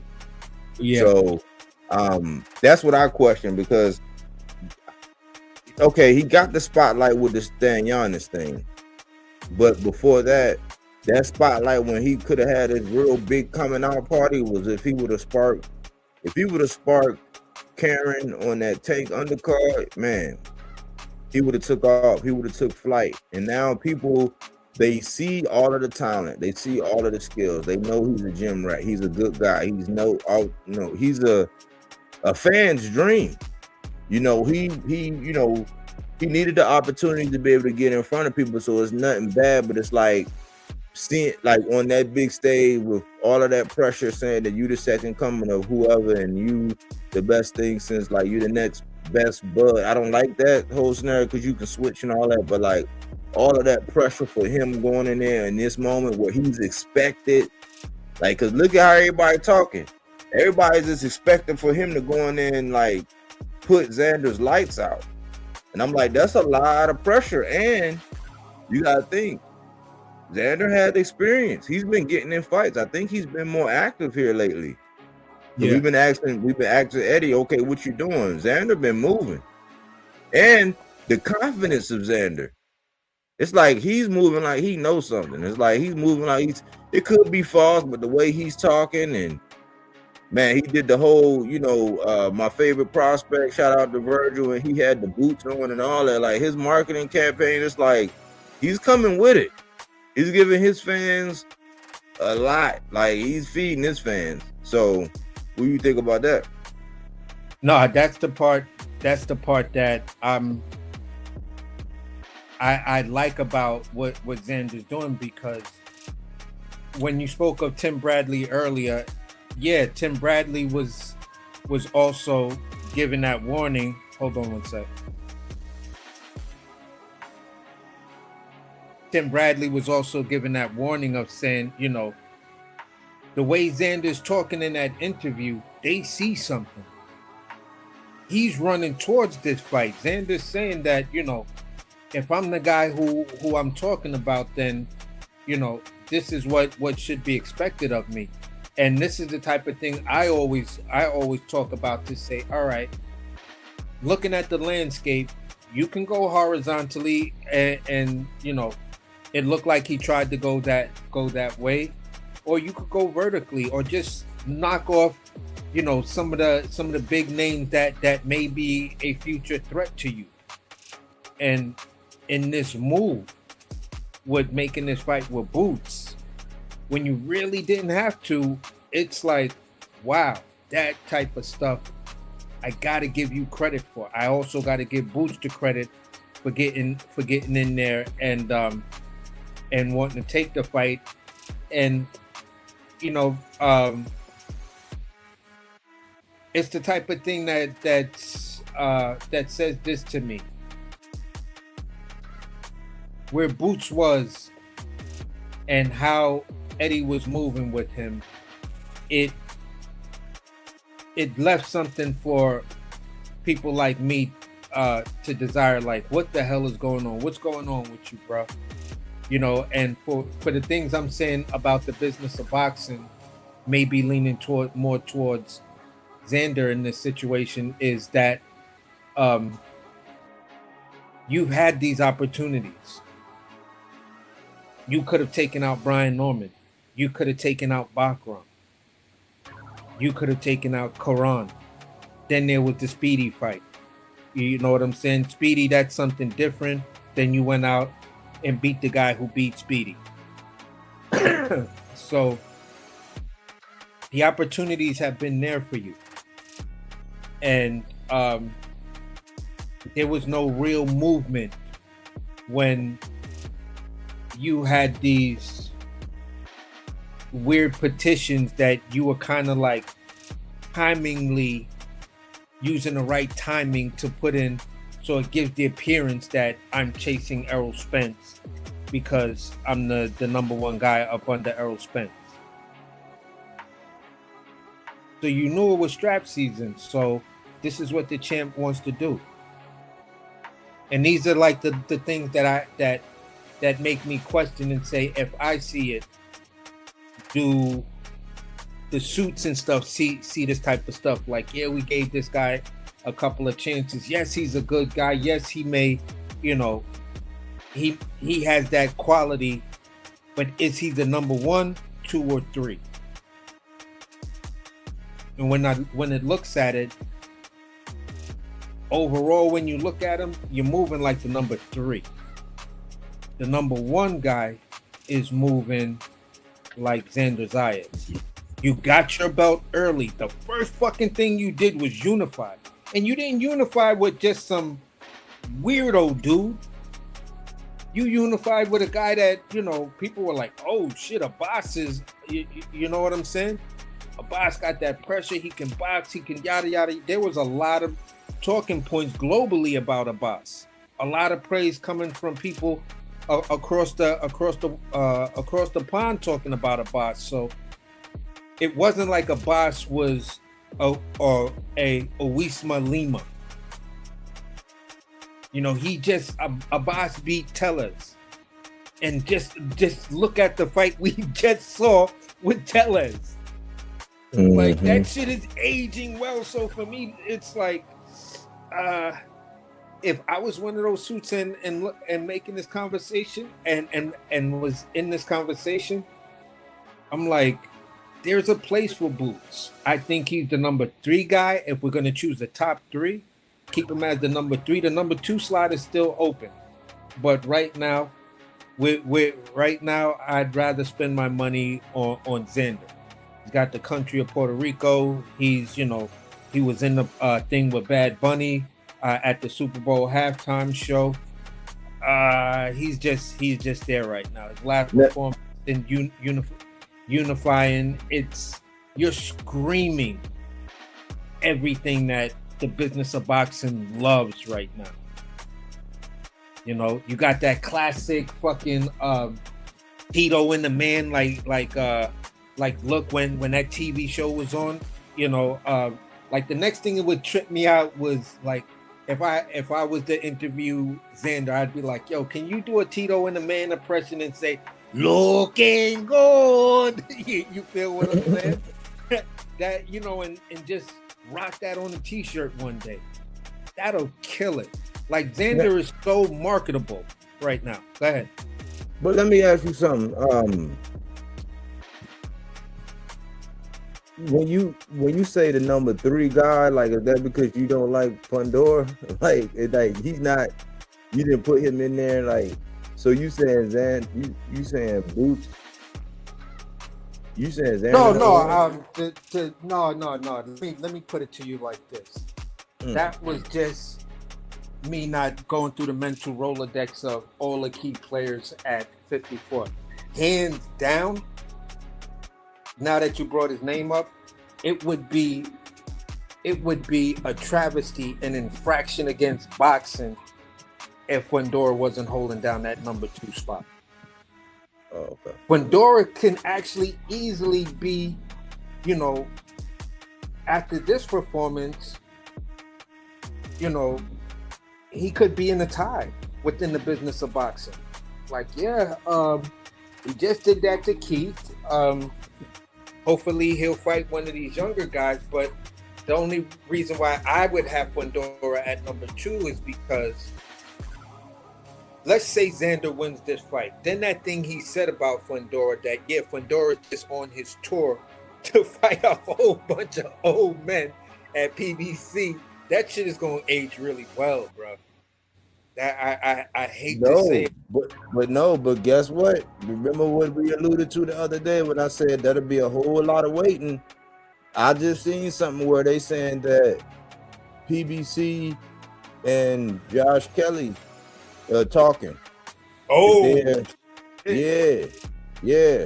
So, yeah, the landlord is looking at trying to get that Josh Kelly. I'm like, that's only befitting. That's befitting right there. That he would try to do that, because I'm like, then we'll have, like I said, we'll have undisputed.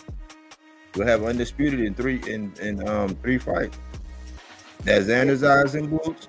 Let Fundora go get Josh Kelly, and then the winner, boom. You know, that makes the most sense, and that's what we cooked on. I don't know if it was the last show or the show before that. You know what I'm saying? So I'm happy that that's the move that's being pursued and stuff like that, because nothing else makes sense. Because I'm trying to figure out, all right, for Fundora, take that fight, just go over to the UK. Give him the carte blanche, put that shit in one of them big ass stadiums that, you know, Eddie's gonna want to make, gonna want to put it in, because Josh Kelly's gonna bring all of those seats and those numbers. It's gonna be hands down a UK pay-per-view. You know what I'm saying? It's gonna be on Amazon, so it's gonna be an Amazon app pay-per-view. So Bruh, it makes sense. You win that belt, you bring that belt home, boom. It's already in there. I tried to fight you before, you know? So yeah, that's I gotta salute those moves right there. Gotta salute those moves. Yeah, Pandora, I gotta give it to him, man. That's the way you're supposed to do it. You know? That's why Yeah. I may not like his boxing style. I don't have a problem with the individual, the person. It's just you remind me of like a skinny Joe Joyce, just maybe a slight bit faster. But stylistically, the way you fight and the way you look, I'm like, I don't want to watch the emu box, man. Come on, get this dude up out of there. So, other than that, I have to respect what he does in the ring, and I'm not gonna shit on him or say stupid shit about him that, that's just like, oh, come on, man. That's just egregious. No, I'll give you your props. I'll give you your respect. You're sitting at the number 2 spot. Boots is number 3. Right now for me, Xander is sitting at the number 1 if I'm talking the business of boxing. But once one good move, we may be talking about a draw or a tie at the number 1 spot. He goes over there and gets Josh Kelly. That's a tie. I'm not even gonna lie, because Kelly's gonna make Fundora fight in a way that may expose certain things with Fundora. We just got to see. I'm saying it like this: if Kelly can't get around, Fundora's length, and if Fundora's still sharpening up just the fundamentals of fighting off the jab and controlling the distance, and then once I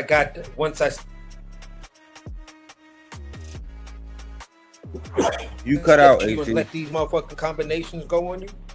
If Kelly, oh, my bad. Basically, I was saying, if Josh Kelly, mm-hmm. I was gonna say if Josh Kelly basically doesn't, if he can't get past Fundora's reach and everything, and allows Fundora to beat the will out of him and then close the distance and put all of those combinations on him and look like Keith Thurman. If Fundora can make Josh Kelly look like Keith Thurman, we're talking about maybe Fundora moves into that number 1 spot, or maybe they both share that number 1 spot. But it all depends on how Xander looks against Boots, and it all depends on and it's depends whether or not Josh Kelly can get past Fundora's length and control of range. See me, I don't think Josh Kelly can beat Fundora. Not at all. It won't even be. Not at all. I don't think he can. Like, I mean, like a Mendoza type deal, he might, but I think that was more of a lapse that Fundora don't have. I think with Josh Kelly, I don't think he has the height. I don't think he has the wingspan, and he'll be target practice, man. He get to doing all that running. Keith was doing all of that, and he do all of it. Well, not running, but it looked like Keith was jive light. Keith was jive light. Keith was moving around in that bitch. But I don't think Josh can do that. But I got a wild card. For you, man. Like something to break up the monotony, man. Because this is wild. Is this true? Let me see. Let me put this up here. Is this true? Let me see if this true. Where is that? I want to break up the monotony for a second and see what people think about this. So I knew it was something, man. Is this true?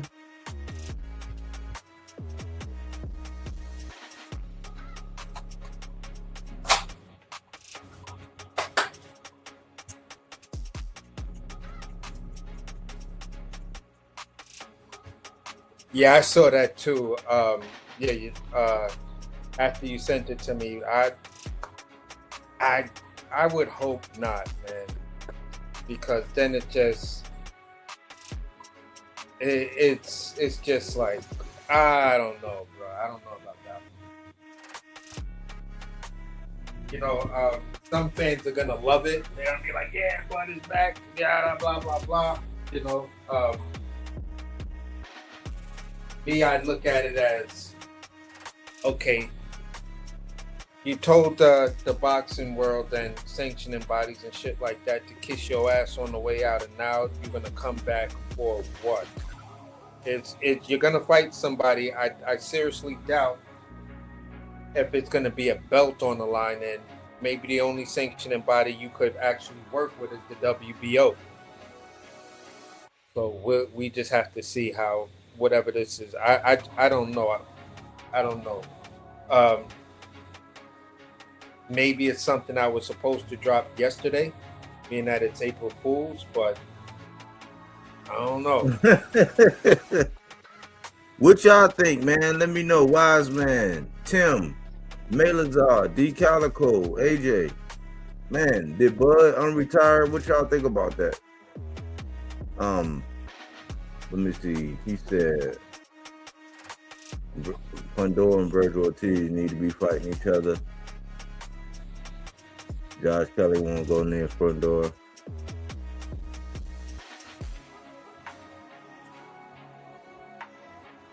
It has been a history of that. I mean, it has been a history of that. I mean, more recently, we just saw, even though it wasn't really organic, because Oshaki he hasn't been with Top Rank all that long, but like we just saw it with Oshaki beating Fulton, but that was a little different. But it has been a history of that. I can't deny that, but I think that they'll move them around, but I think they're trying to they're trying to re-establish their market share right now because of what Turkey did. Fundora can fight Earl. Yeah, Jamel's on the table too, but it seems like everybody trying to give Jamel a hard time. He need to just pick somebody and do something, do a smaller fight and pick somebody and get active and show what he can do, even if he got a quarterback it himself, just to get back in the mix, because it looked like they kind of blackballing him a little bit, freezing him out, but only coming back with Turkey offering him $100 million. Yeah. So I don't know, man. I'm taking it with a grain of salt. AJ, what's going on? What's up, man? What's up with y'all, man? What's happening? Ain't nothing, man. Just getting back in the crib, yo. You know what I mean? Chilling, man. How y'all feeling on this nice Friday Eve? Yeah, I'm feeling all right, man. I'm feeling all right. I just wanted to kick around this fight. Put some feelers out for how everybody's seeing things, put some information out. Just get a pulse from the 300 about Boots and Xander. Oh shit! Yeah. What was that you just had up there though? The Bud. Yeah. See what I mean, Bodywork? Bro, like it be. I understand. We talk boxing, keep it boxing. Like we the number one company. And I know that's kind of that's AC fans. Man, it's like, bro, whatever his mother did to him when they jumped, bro, it shows as an adult. I don't even know how, like, that man be talking to himself. He wants validation that he gets. Like, I never seen somebody that, and I even give him credit, but it's like he want that credit not to exist so he can take the route of being hated. Bro, we know you coming back. You know why? Because he has no reason to retire. Like, it's still plenty of fights for that man. Like, I ain't gonna lie. After the Canelo fight, I like Bud, and like I like them like a little bit more. But it's like bro, it's coming back down. Like it's coming back down as we go because like he's not fighting. It's not even that he don't have fights. He's just not fighting. So like he done enough. But I don't know. I think he bluffing. You think he's serious? I mean, I didn't think he was really retired. I'm like, when you retired and you hang it up and you've been disciplined like that, you want to go and just relax and just. Yeah, but he been talking the whole time and not sitting down. That man, it's like what Tank said. That boy just getting on. Like he really is just getting on. Like it's like like when a woman finally get out at a certain time, they want to catch up with the outside world and do all the whole things. He want to experience the whole phase and all. That's what he going through right now. Like he Boosie and all of them and all the celebrities fuck with him and think he's the hardest boxer. And, he's feeling himself. Like Calico said, he living out Earl's dream, but I think he living out his dream. But I don't think Earl would be like Earl like I hate to say introvert because I don't like using that word for real. Because if you don't want to be around people, or everybody don't deserve your presence. You feel me? Right. That's true. But he Earl more like if you fuck with me, you fuck with me. If you don't. Like it would be. I guarantee you this. It would be everybody inviting him out. You get what I'm saying? Mm-hmm. Not the other way around where you gotta beat down somebody's DMs like Shakur and Clarissa and them do. I don't know if Bud though, cause he beat Earl, so they like he got the glow. But yeah, I never believed that. That's why I hate when they got on Shannon. This guy's name, the football player. After what he said, and he had to come out with correct the stuff. Cause all the Bud buddies was in the comments, man, ass. Like, yeah, man, that's right, Bud. You won't do nothing. Man, Turkey, like you said, buddy, Turkey, when he wants some sugar, bro, you gotta give him some sugar. Like, ain't no getting out of that. With Canelo, you see Canelo, he said he doing something with Canelo at the end of the year. Like, yeah, he ain't stopping just because it's war. I mean, he do got to worry about that.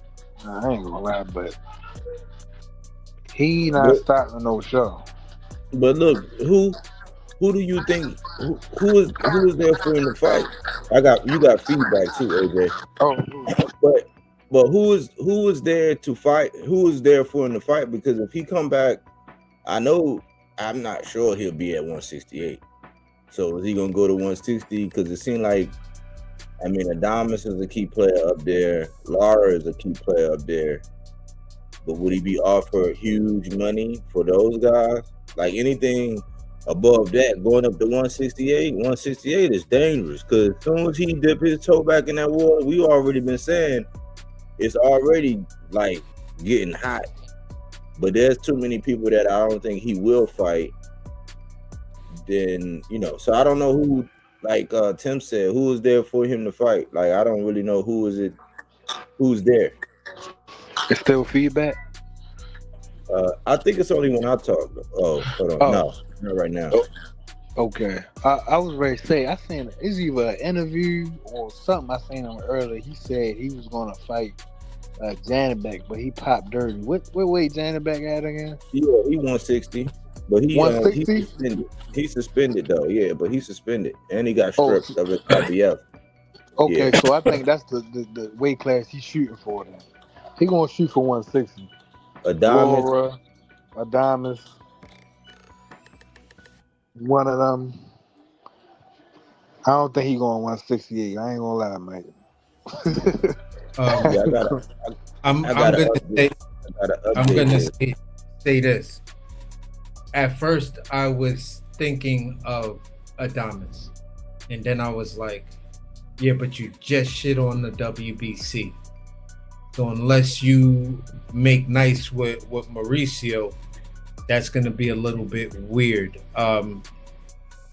Me, I may see it like this: either Laura at 160, fight Laura for the vacant IBF belt or for that unification. You know what I'm saying? Come back and do some shit like that. Or dare I say, he fights Mel at 54 or 60. That sets up the fact that if Earl is looking good, you get the rematch between him and Earl at 160. If he's looking to go to 160, I could see a path for him. Yeah, I say 160. I don't think he's gonna touch 168. That's Yeah, I risky don't think. because I'm like, man, you do this, but my whole thing, y'all. Now, correct me if I'm wrong. AC, AJ, correct me. But didn't he get up on the Pivot podcast and say something on the Pivot podcast about that'll be selling your soul? Like, y'all don't remember when he got up on the Pivot podcast and said, "Oh man, you wouldn't blah blah blah," because what's his name? He said, That's what I was just talking about, Mike. Yeah. He said, what amount of money would you come back for? And he said, it's no amount of money I would come back for. And he said, shit, I would. He was like, well, that's you. He said, that's you. I'm not selling my soul. See, Tanner never said he was going to sell his soul for money. That's what Bud said. I wouldn't sell my soul. It wouldn't be no amount of money I would sell my soul for. Then everybody in the comments just spun it so weird, though it made him sound like he'd do anything for money. That's what it was. He'd do anything for money. But Channing came back out on the next episode and was like, yeah, man, I got people talking about I'm gonna sell out and all that. All I was saying is, would he come back? He was like, y'all know Bud would come back for a fight if the money right. Basically, that's what he was saying. He was like, I wasn't saying I'd sell my soul. And, you know, I'm on Twitter. Somebody had clipped the video and attached it to that explanation of Bud telling his buddy, the top buddy, Andre Ward, he'd come back for 100 mil. That sounds like more like selling my soul for selling his soul, if you ask me. He said, yeah, he was like, yeah, they was laughing. He was like, you want to come back on him? He's like, shit, yeah. Yeah, so he tried to be scary and act like he the realest nigga walking when he on these interviews with non-boxers. Because, you know, they got an image to uphold. Him, Carissa, Shakur, they all got to pretend and act like they the realest niggas walking in boxing. So, yeah, that's what that was about, man. He coming back, man. So now he got a massive deal. I mean, of course, we're gonna let it play out before we really. I just thought it was interesting that it's already indicators that he is, and I'm like, that's interesting because normally that's when you slip on that banana peel trying to, you should have. I don't know, man. That's his career. We'll wait and see, man. I ain't gonna harp on it, but what you think about what you've been hearing about? What you've been hearing about Boots? What you been hearing about this Boots and Xander? What's been the word that you've been hearing? Oh, you already know the word, man. They is basically writing that man up, bro, and I don't like that. It's like, bro, y'all want the big fight. I want the big fight. But when the fight take, you got Knothead Bradley talking about why Top Rank must be ready, Cash. Like, bro, stop, y'all. I ain't gonna lie, bro. Boxing is the worst. So you were just saying Boots is non-fundamental and this, that, and the third, and that's in the third, and Boots this, Boots that. But when a good fight where the two fighters agreed to fight each other, not in the public, but behind closed doors, you decide to come out your mouth and say that's a cash out or that. See what I mean about guys like Timothy Bradley, like who two-faced and double tongue, like bro, the fight is a good fight, bro. It's no even y'all should give him credit if he win or lose, cause Right. y'all saying he the boogeyman and nobody. Oh yeah, here go Bodywork. Nobody ain't want to fight Boots. I thought nobody ain't want to fight him. Right. You know what I'm saying? It's like, Mhm. bro, y'all make it hard for the fight to get made because whether we like it or not, the fighters do pay attention to the crowd and the audience and the media. They hear that shit. Like, bro, y'all don't want to put no bad stuff out there because no fighter ain't gonna want to do it. Like, not saying they not grown, but still, like, I don't like that, man.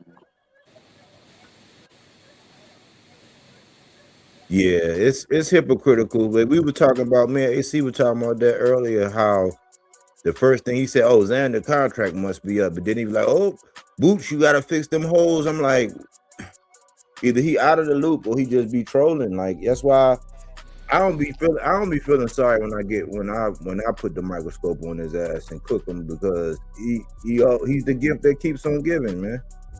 And man, just, you know, I try to stay on the up and up, but like following him and I was saying that's a microcosm of how boxing talk. That's the part that we were talking about earlier, as far as like how boxing goes and how fans are. It's like you can't even be grateful that we actually got a fight. Like we actually got a good, decent scrap.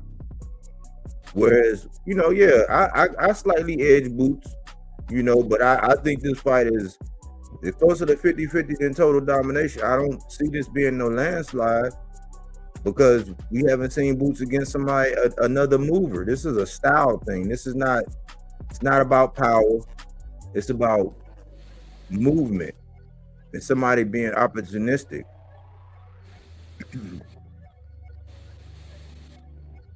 But this is what Tim, I had to pull this one back up. We already know this. We know this, man. Like, man, you know, I don't know why he be having flashes of brilliance, but I think he kind of know what everybody else know now, that in order to get the views, you gotta be sensational. And it's like, you don't gotta do that. You're gonna get views regardless, especially if you're on point. So, but what else? Yeah, he represents what I don't like about like the certain YouTubers and like, you know, like Professor Egghead do it a lot, and the guy that be on the TikTok that I be listening to sometimes. I don't know why, but he be on there. They like to be double blinded and hot, cold, here and there, and fence strappers. That's what I'm looking for. They like to straddle fence. They don't want to offend, but want to appease. You know what I'm saying? Like I forgot what dude was on here last time, and he told you like, yeah, cause you know, Timothy, he likes to play political, and then he like it's for the views, it's for the views. I'm like, no, like boxing, like you can't really do that. Boxing is mano, like this guy versus that guy. How can you straddle a fence with boxing? I don't think you can straddle a fence. You could like both fighters, but when it comes to, you know, certain fights, you be like, you know, I don't really got a pick in this one. But these guys like Timothy Bradley and them, they like to straddle the fence just in case one loses and the other one don't, so they can always be right type shit. Yeah. You know what I'm saying? They always want to be right at the end of the day. That's how Professor Egghead is. They always want to be right so they can say, oh yeah, I'm good. I'm landing on this side. If you break down the fight honestly and in a non-biased way, then what generally happens is you're always right, because you can see within your keys to victory how one guy wins, and you could see how the other guy loses, and then you just reverse that when, like Body uses the word, we put them under the microscope, put them on the scale. We're doing that. So when we just broke down the Boots versus Zaya's thing, my thing is footwork. Zaya's has the type of style that can frustrate Boots and then frustrate Bozy. Once that collapse happens, you're cruising to a split to majority decision. Right now, I have Zaya fighting for the draw. I have Boots fighting right now for the split or majority. So the business of boxing and where the majority of the fans lie, it shows in what I'm saying. The majority of fans are leaning towards Boots.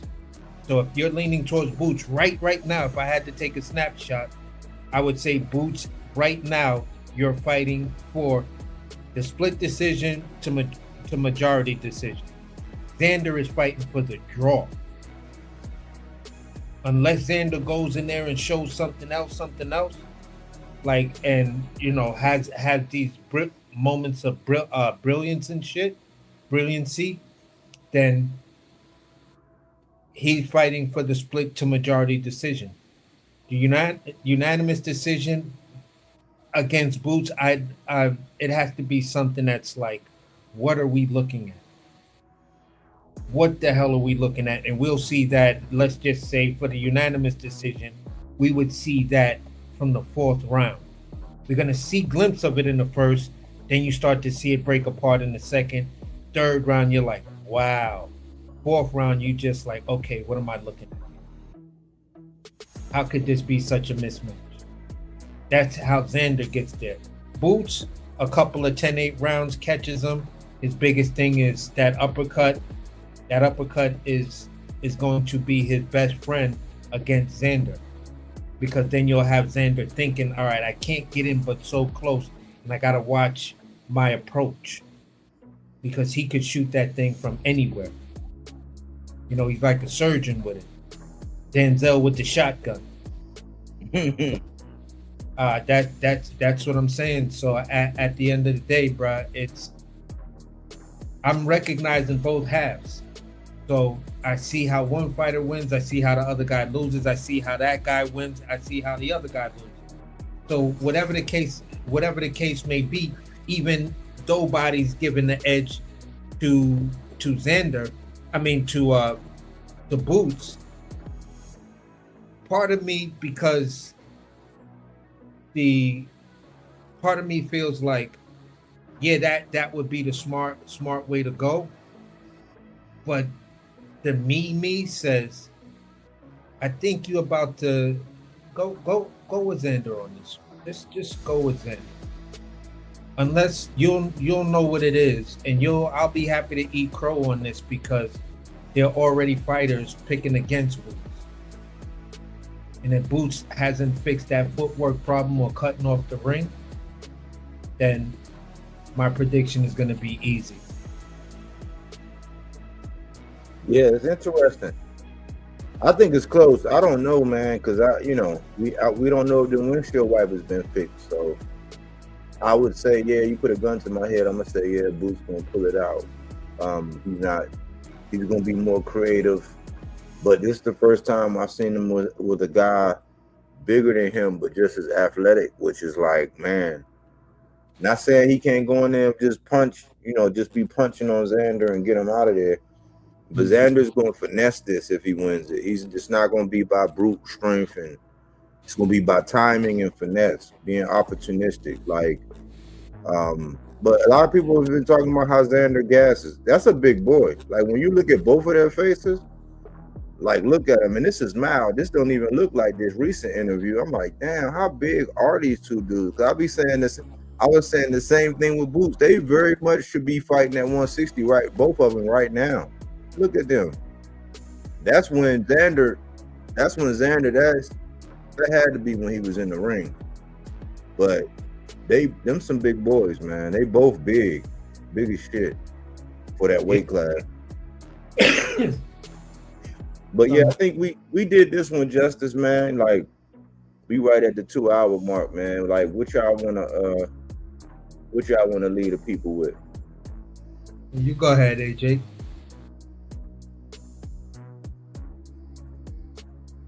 My bad. Yeah, man. I don't catch it all, but you know, I'm pretty sure there's really no need for no explanation. Like, I'm pretty sure Bodywork, AC laid the law down as usual. You know, separating the fabrication from the reality.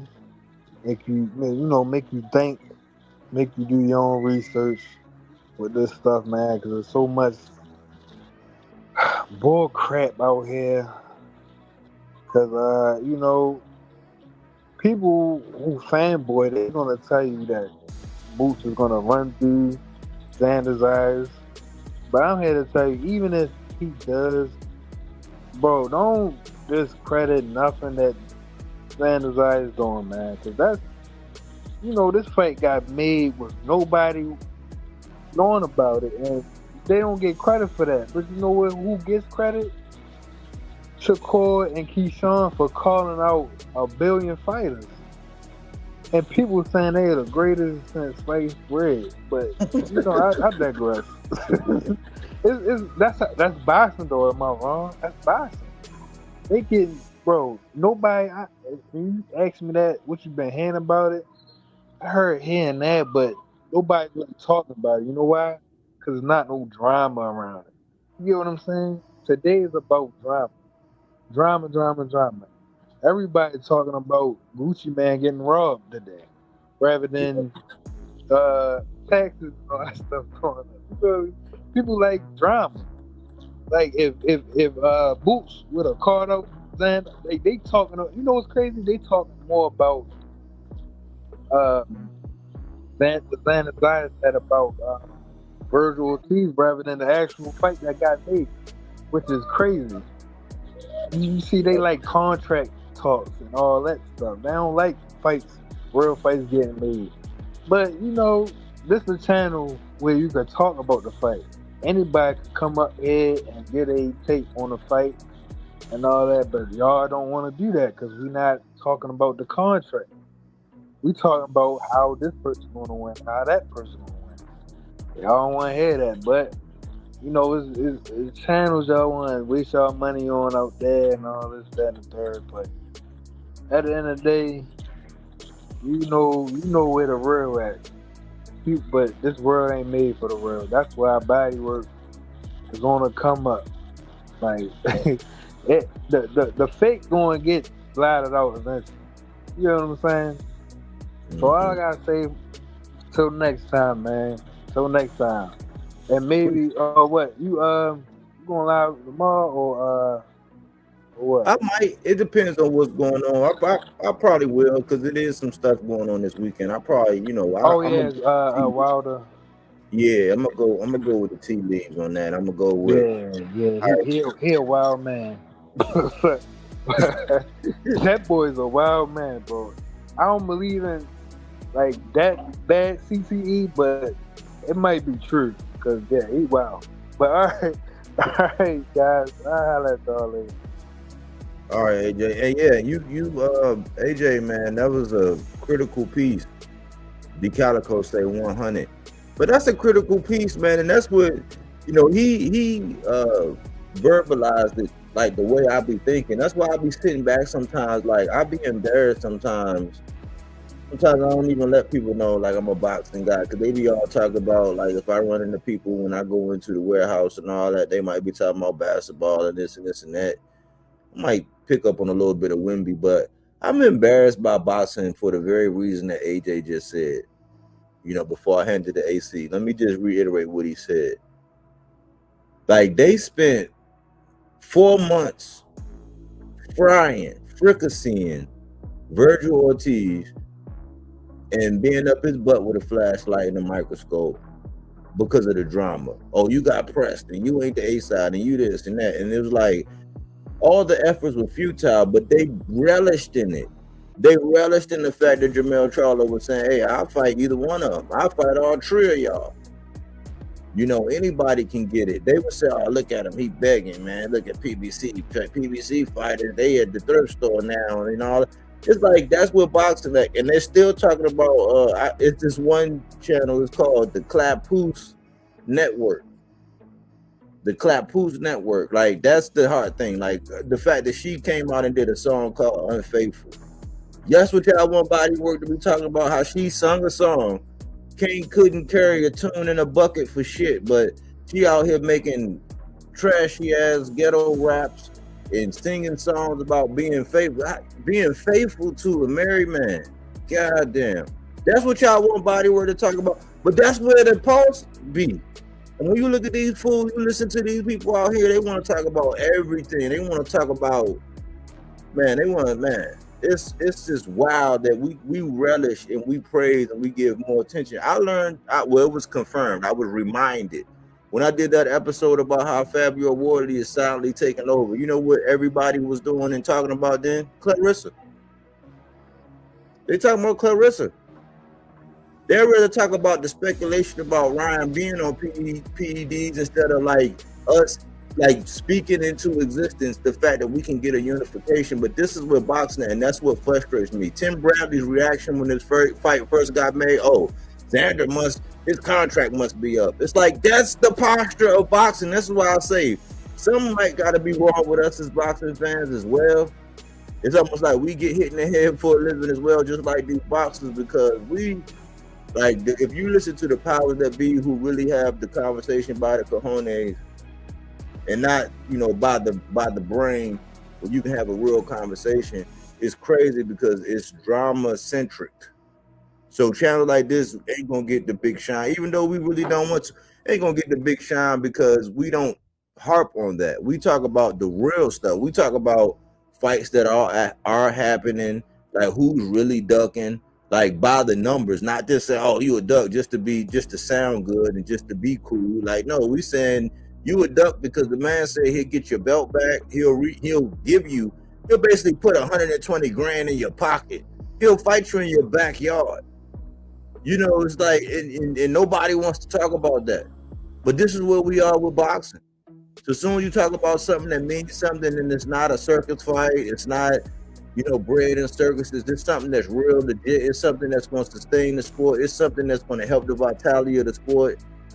It's already a unification because Xander is coming to the table, and now this guy get to step up to the plate and see if he can smack a home run. If he does, then a star will be stamped. Because they already saying Boots, a star was born. We know he got star-like capabilities.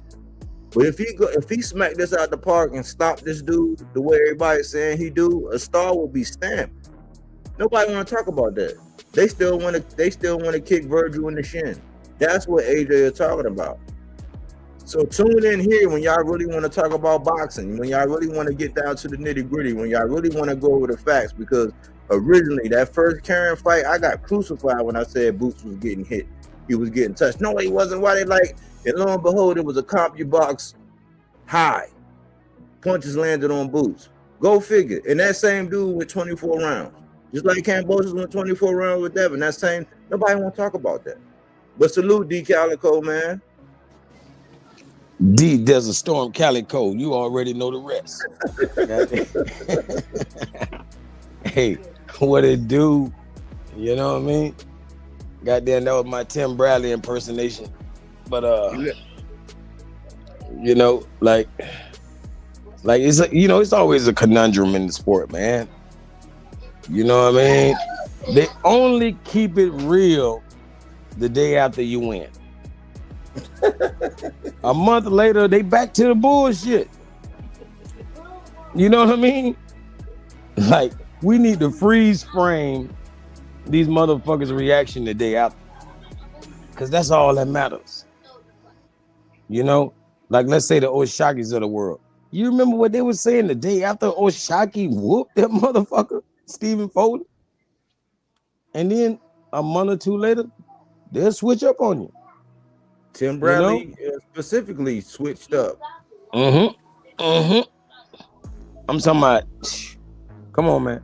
So now Boots is in the craziest conundrum I probably ever seen. You know, we crucify the very, very, very best. The Floyds, the Crawfords.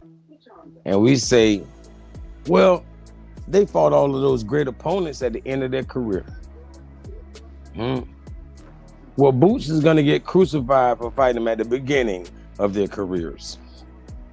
Ain't that some shit?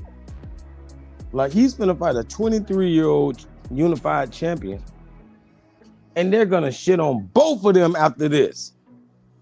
If Boots win, oh, man, Xander wasn't shit. And Boots still ain't shit. He picked on a younger guy, you know? So it's going to be crazy for Boots. I can see him doing this for the next 5+ years, fighting young killers, whooping all of them, and they'll still say, well, they were younger than Boots, so Boots was like, you know, picking on those guys. You know? Like, I don't know, man. It's a crazy conundrum, man. But shout out to Xander for being that kind of man. You know what I mean? Because he's so young, he only gonna grow into the sport. So win, lose, or draw, he can be better. Even if he win, he can come out better after the win. He can become even better in the sport. If he loses, he can still become better in the sport. And I expect him to. Win, lose, or draw, I expect him to come back better. You know? Because he's done that every fight. Like, everybody always talking about, oh, Fundora has, my bad. But you know, Fundora has learned how to box. He's gotten better. Y'all ain't noticed Fundora has gotten better? But nobody want to say the exact same thing for Xander. And he's clearly gotten better every fucking fight. Yeah. And he ain't been inactive like Fundora. You know what I mean? He been collecting belts. Like, you know, Fundora dropped the goddamn belt. That's why he picked up the first one. I don't think Fundora want to move around with him. You know, honestly. So that's part of the reason I didn't want to see Virgil and Boots at this moment, because Fundora he's arisen. He is the monster from Space Jam, goddammit. You know, this shit ain't even fair. You know, so I wanted the Virgil, the Boots, the Xanders. I wanted all of them to fight him. Abbas Baruch. I mean Bakram. I need all y'all line up, chop this tree down. You feel me? But yeah. They're showing either a little fear or a little tactfulness by trying to fight each other and get belts outside of Fundora. But who is gangster enough to call out Fundora? The last person we seen do it, he didn't even fight him, but it was Spence. Spence walked in the ring. We've never seen nobody do that to Fundora, and we probably never will. We'll never see it again. You know, unless Spence beat the shit out of Tim Zoo and go to feeling good, because he's the only person that'll do it. Well, I'm gonna tell you though, Xander did. Xander got in the ring with him after Tim Zoo. Wow. He did. So if he wins, he will. Like, that's why I said, man, the first thing you said, you gotta give Xander credit, because Xander don't gotta do this. Like I was saying, man, he got some nuts, because right now it's like, even though he progressed, it's like he don't have to do that. Like most people's favorite fighter wouldn't be doing this right now. They would not be doing this right now. Because you missing out, because you could take this and go defend it against a viable guy, might not be a world beater, and get a check and build your cachet even more, and that timeline. No, he's going straight to the smoke. So AJ said it before, D Calico said it before, they both need to get credit for this fight after this. Yes, sir. Rain to the snow, regardless of what happened, the outcome, because we are in a results-driven business to where once the result happens, everybody gonna show their true colors. We gonna show it now. Like, bro, I think 90% of the credit goes to Xander. You know what I mean? Like, Like he just won the fucking belt. I have never seen nobody take on the first defense of their title against such an opponent. I mean, never. I mean, unless I'm just, I can't go through every fighter's first defense, but in recent memory, ain't nobody doing no shit like this, bro. People have to work up the courage, to do such a thing. It's time to defend your belt. Like people first time is normally a easy one. A gimme. At least a 60-40. This guy, like you said, he got grande huevos, man. Like he might right now, Devin Haney, you might have to take a back seat to Xander Zayat. This motherfucker might have the biggest balls in the sport. Real motherfucking talk.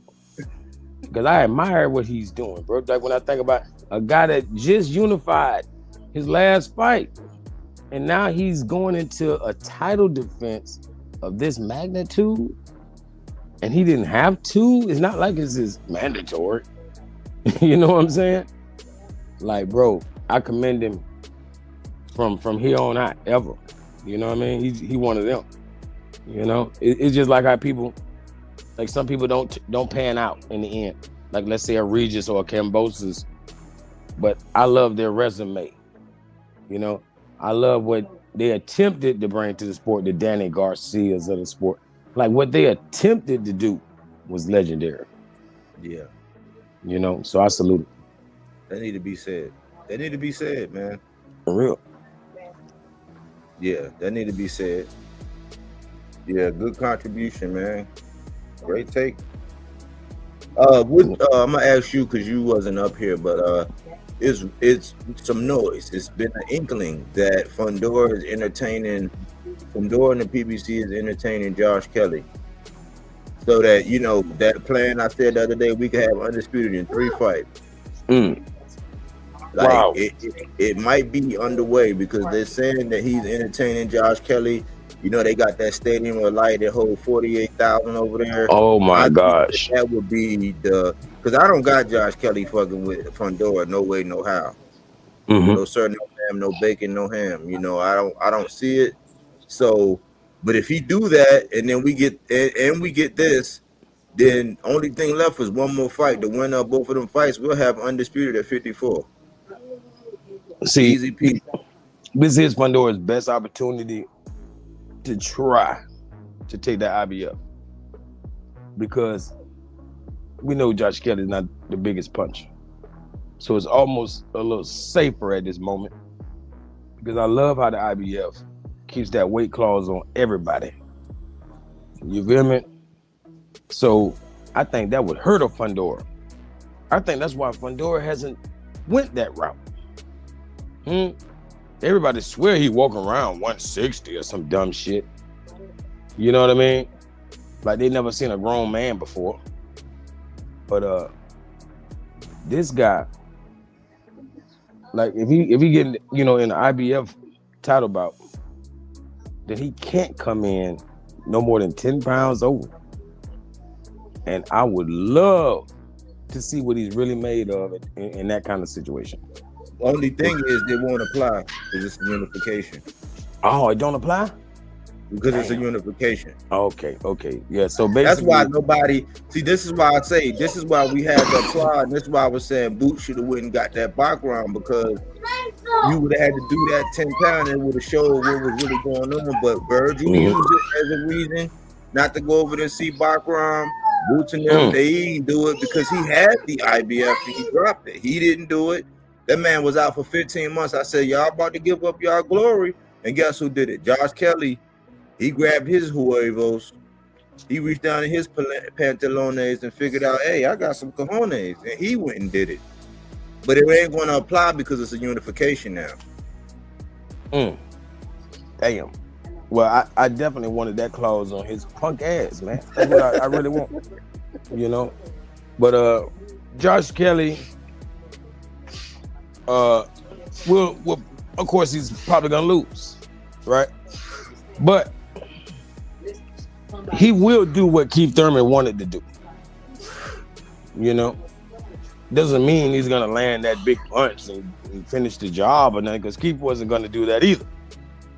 But what Keith should have done was been a veteran and survived. And I don't mean cowardly survive, but skillfully survive. It's like, damn, bro. Like, you wasn't better than him in any aspect. Like, what the fuck, Keith? You know what I mean? Like, your defense was not better than his offense. Your offense wasn't even better than Fundora's defense.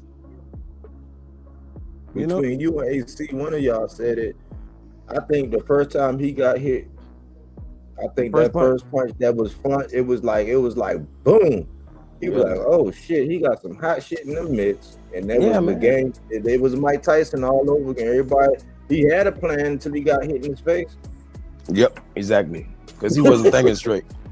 Like it was very similar to Haney and Ryan in that aspect.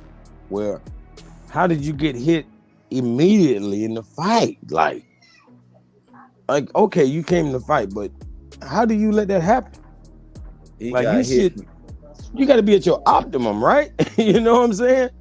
Like that man, look, he got hit and started circling counterclockwise. I'm like, man, it's coach probably that's not what we worked on, son.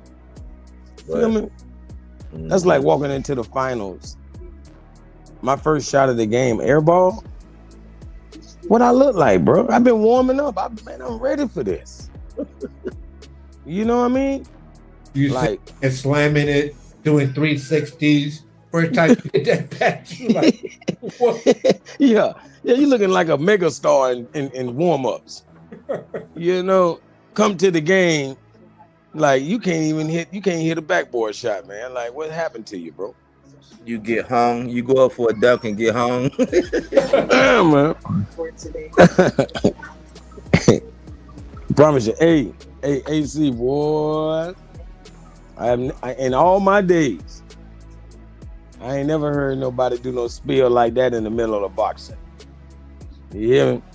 My boy broke down Hermes Trismegistus in spectacular fashion. Like, whoa, bravo. I ain't gonna lie to you.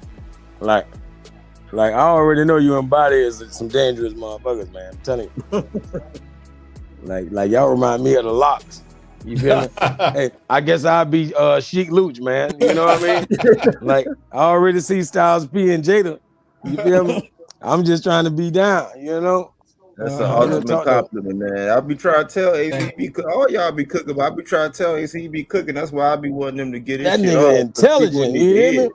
See, I like both of y'all because y'all intelligent. I'm just, that's what it is. I'm gonna let the cat out the bag. Y'all some intelligent brothers, and I love it. You know what I mean? And even if we wasn't talking boxing, I'd be up here. You feel me? Yeah, because you can't even find that in boxing. Like you know how they say, brutes or, athletes or jocks are dumb and all that kind of stuff. Not every sport, but boxing, yes. You know what I'm saying? Even the boxing fans are majority dumb. You know, I'd be so sad. I'd be like, I don't know if I should even start a channel, man. These people, they wouldn't like it. They don't. You know? But hey, shout out to y'all, for being able to pull that off. But thanks a lot for the compliment. We appreciate it. I mean, man, my boy AC don't give a damn who listening. He gonna drop that sauce. Yeah, and I'm just like, bro, at the end of the day, man, I just want to just show people that sometimes the most offset things that you just may come across could bring you to a point in any conversation. And if it's something else that you're passionate about, like boxing, I could bring that into that aspect. I could bring that same Hermes story into me talking to young chefs. Like, listen, don't the chefs that run around tell you, oh, I'm the greatest, I'm the best thing, I know everything about cooking. And then you ask that motherfucker, okay, do you know how to make a chocolate cake? Like right now. No, I don't do desserts. Then you ain't the baddest chef. You're a trickster. You feel what I'm saying?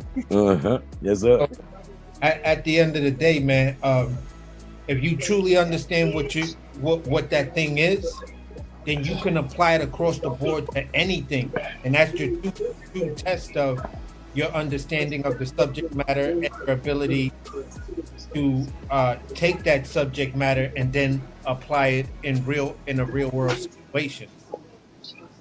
So I'm proud of that. That's why, like I tell my girl, I embrace my geekness these days. That's real. That's real. Like a wise teacher told me, like every question is an opportunity to teach. Yeah. You know, and I like how you use that.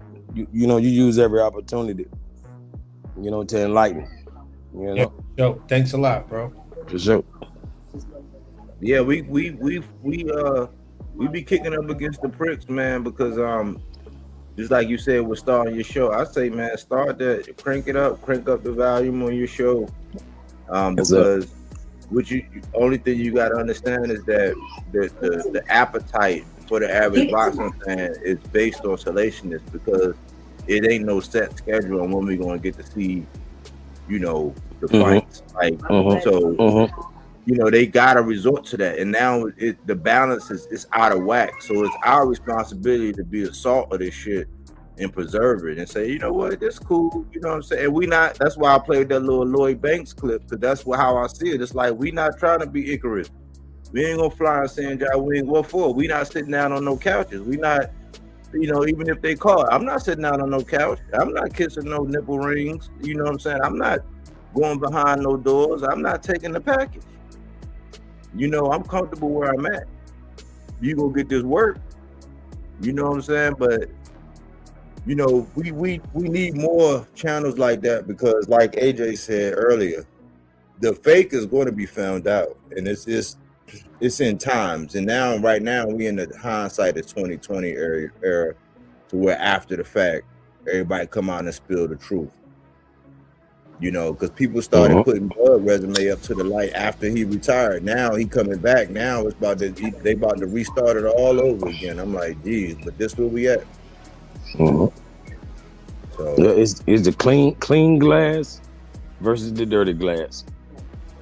And if you just give the people a clean glass, they'll choose that over that dirty glass.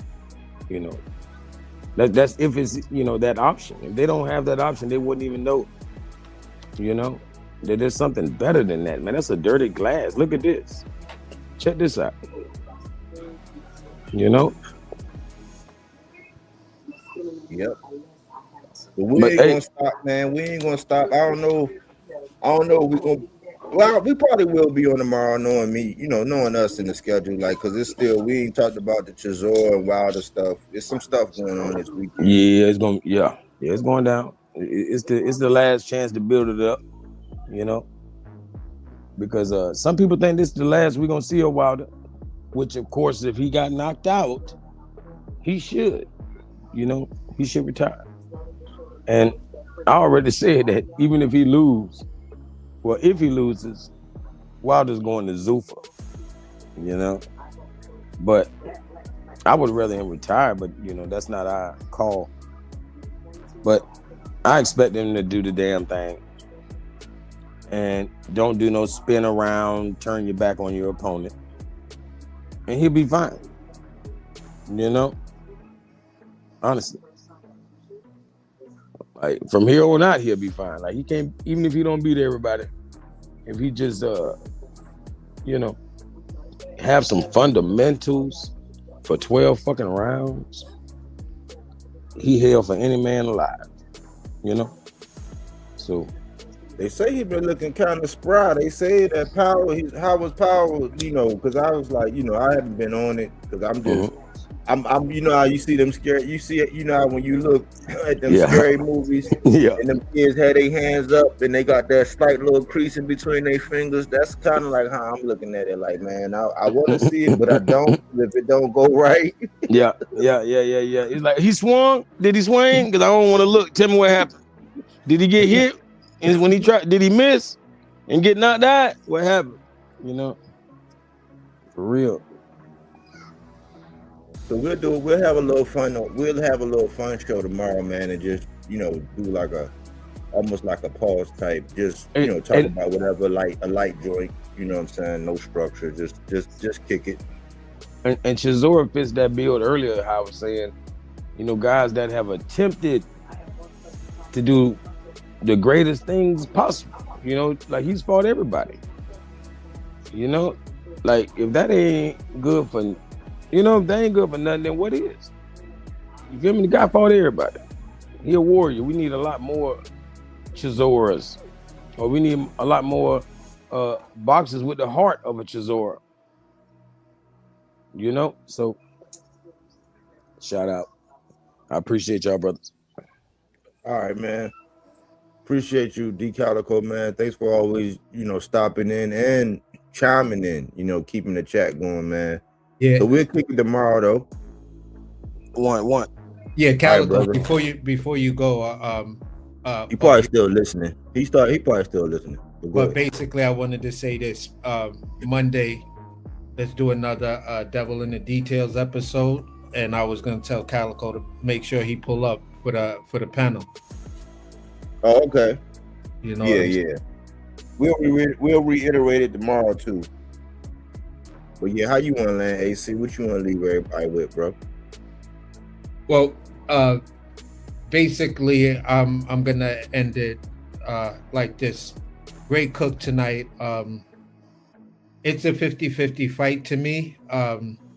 I could see both guys easily winning this fight. I could see a night of amazing technical boxing. Somebody's gonna shine that night in this type of situation, and it's just gonna be interesting to see who is going to be the new real star that's born. This is the type of fight that makes stars. So a real star is going to be born at the end of this fight, and depending on the performance of the fight itself, 2 stars will be born. And these guys may find themselves in a legit trilogy that people will want to pay to see. You know what I'm saying? So there's the potential for that. We just got to see how everything plays out. So win, lose, or draw to either guy. I'm giving both guys their respect, their props. This is the fight I've been asking for from Boots. And this is why in this situation, moving from this point till the fight is made, I'm not gonna talk negative about him. I don't want to bring up, shit with Eddie Hearns. Eddie Hearn came through on this one. This is the shit we've been asking from Eddie. This is the shit that we've been asking for Boots, and they was like, you know what? Y'all motherfuckers gonna shut the fuck up. Hold list, take this right now, and go sit your ass over there in that corner and appreciate it. So in that sense, I definitely appreciate it. I'm not gonna be one of the guys that will come out and make, that type of derogatory statement that my camp wants to sell me out. When I'm like one of the most consistent and exciting things that's in that camp. Why would they want to get rid of me? You know what I'm saying? That's like Ferrari wanting to get rid of the F1. Why would you do that? The F1 series is killing it out here. So I just don't understand why that would be a thing. I don't understand why that would even be a thought.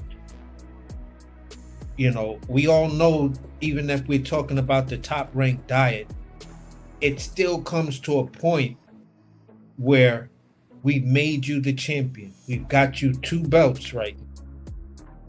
You know what I'm saying? Your performances is what earned you that. We facilitated it by making a fight. Now you get to choose the fight you really, really, really, really want to define who you are. Who is that guy? Just here's the landscape. Everybody that's available. he may have looked down and said, "Oh shit, Boots is available. I want Boots then." Can you beat Boots? I think so. I see stuff. We've been watching film on him. Okay, we're behind you. To me, it seems to be something that is that easy, because that's how it would be for me. It would just be that easy. This is the type of stuff as fans we ask for our champions to do. Give us the tough fights. Give us the best fighting the best. So is Xander showing he's the best in the division? He's showing he's one of the names that's in the argument of the best. Boots is up there, so we still got to see what Boots, and Boots is now throwing his hat into that ring to say, all right, if I beat Xander, I can easily move into the number one spot behind Sebastian Fundora. Because right now, between Xander and Sebastian, that's who you're looking at as the two best guys in the division. I don't care what anybody else says. There's still Mel Charlo, but right now the active guys, for me, it's Xander and the guy I just admitted I don't like, and that's Sebastian Fundora, but I'm giving him his props. Is Virgil in that argument? I'm gonna say no, because Virgil is not thrown his hat in the ring to face the other tough guys. Virgil played prima donna when it came down. According to Xander, he played prima donna when it came down to their negotiation. You know, so if some of these tea leaves pan out, these allegeds pan out, to whereas Fundora's gonna go over there and see if he could snag Josh Kelly, then yeah, you're looking at the number one and number two guy. You know, let's see if the crowd back then yells for at least a ring belt to say, Turk, you got to throw a ring belt up in here, man. This shit is fair, because these two guys are really the two guys. So at the end of the day, man, we'll see. We'll see how all of this plays out. But 54 just got lit. 54 just got lit, and it just got a bit interesting if everything pans out the way it's supposed to be. And with that, man, great cook body. And that's where I end my talk, man. Word, man. Yeah, you brought up some good things, man. And we'll do your segment Monday, but we probably have a little laid back joint, have some fun tomorrow. I don't know what's gonna come to mind, but I'm gonna read the tea leaves, brush up on some things, some current events, and cinch down some things I've been looking at to see where we at. And we'll have some fun tomorrow, man. I appreciate your contribution, and see everybody saying you be cooking, man. So keep doing your thing, man. Keep being who you are, man. Talking that good old boxing talk, man, and infusing your wisdom, man. I appreciate you, bro. Yeah, thanks a lot, bro. All right, man. You're welcome. Man, make sure y'all like and subscribe, man. Comment in the comment. So it helps out a lot, man. All right, buddy. All right.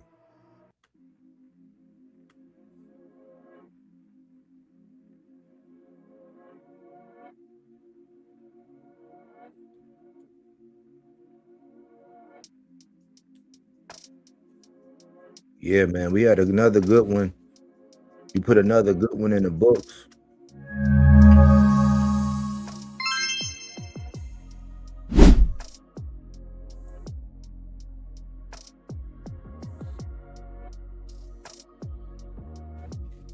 Put another good one in the books, y'all.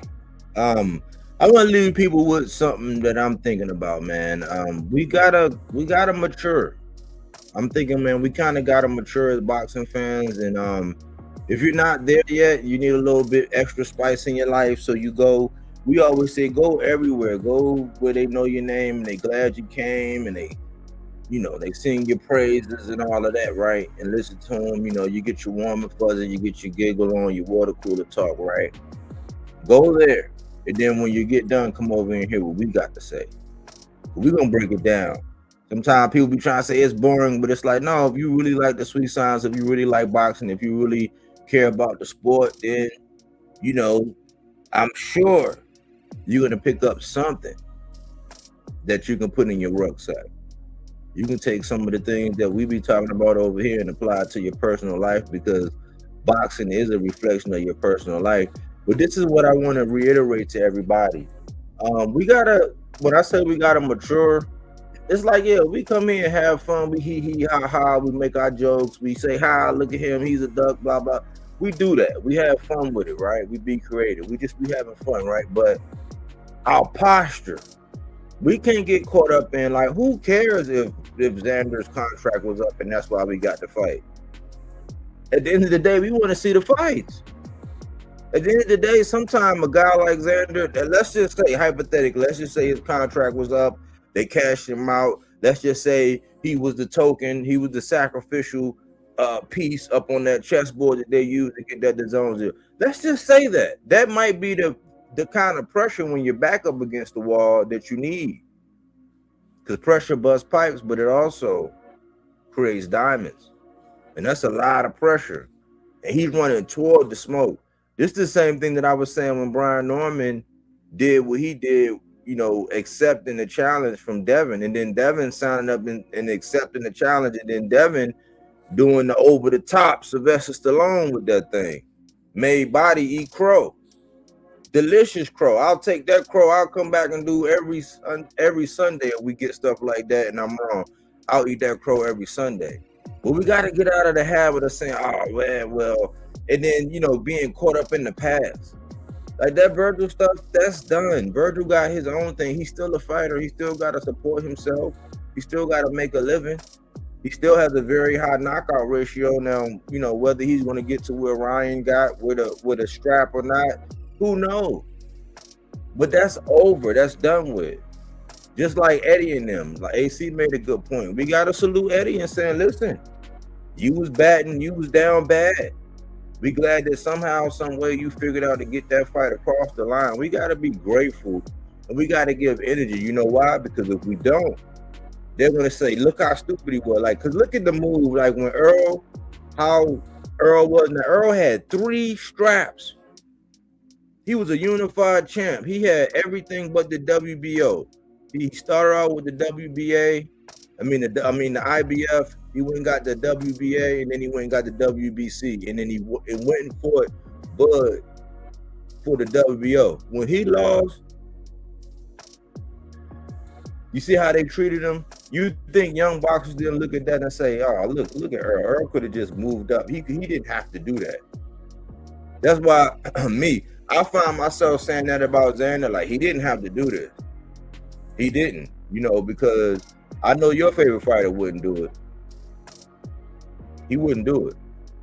So with Xander doing what he's doing, making this move, because he really didn't have to do this, we gotta applaud him. Why? Because there are other boxers that's watching, and you know boxers listen, so they're gonna be watching, and depending on the treatment that Xander get, win, lose, or draw, because we are in a results-driven era where people are gonna come by in hindsight. They're gonna talk this stuff. You're gonna have people gloating like they've always been. Whatever, whoever win, it's gonna be a shift to where they're gonna be the ones that people are gonna bandwagon at that point. But if our posture is like pessimistic and everything that's going on, we're gonna point out all the flaws and just be, you know, negative Nancy's about everything, then what's that gonna lead to in the future? Boxers will say, I ain't gotta take that fight. And we see boxers doing that in real time. I don't gotta take that fight. I don't have to do this with no pressure. What is that gonna do for the sport? So think about it. When we see and hear these fights getting announced, like Alberto Puello and Dalton Smith, that's a unification in 140. I have not seen one solitary video about it. Not one. And all we're gonna do is sit around and we're gonna talk about it up until what, June 26th? It's April the 2nd, right? So all the way up until June 27th, what we just gonna do? We just gonna shit on Xander the whole time and say he ain't got no shot, he gonna get knocked out. What good is that gonna do? Like, no, break down the fight. Go look at some film. Go look and see if he got what it takes to pull it off. You know, but we gotta salute these guys. We gotta salute Boots for finally doing whatever, learning the lesson or whatever, kissing all them frogs to get to the throne. You know, at 154. But that's just food for thought, man. We gotta have an attitude of gratitude about what we are getting when the boxing gods do come through. Because Boots could have easily said, "Oh, I'm off the hook with this Virgil. I'm gonna go take a can." He didn't do that. And like D. Calico said, Xander has been progressing. I'm still not like fully sold on Xander, but I have seen his evolution. And like he said, he has gotten better and better. He has been evolving as a fighter. He got several tools in his rucksack. I didn't know he was that good at being able to punch while he was moving. Fairly accurate for what he do, and his style might not be, you know, he might not have the most thump. You might not got the most heaviest of hands, but it is a skill to be able to punch on the move. And Xander has been doing that in real time. Now he's going up against, you know, Boots, one of the most offensively gifted fighters out there. But Xander's been learning on the job. And obviously, Top Rank believe in him. He's still gonna have a bright future. You gotta think, our fan base is the only one where you can get a draw and they're gonna act like you got knocked out. Our fan bases is the only one to where you can unify 3 straps, you know, have a bad night at the office, and they're gonna say you don't even deserve to be Hall of Fame and negate everything you did. That's our fan base. Xander, his fan base is gonna love him just like Isock Pitbull Cruz. Just like they love Mikey. You know what I'm saying? Like, there's certain people that can fight and get opportunity after opportunity, and they're gonna love him. They're gonna act like Pitbull. They act like, you know what I'm saying, he never lost.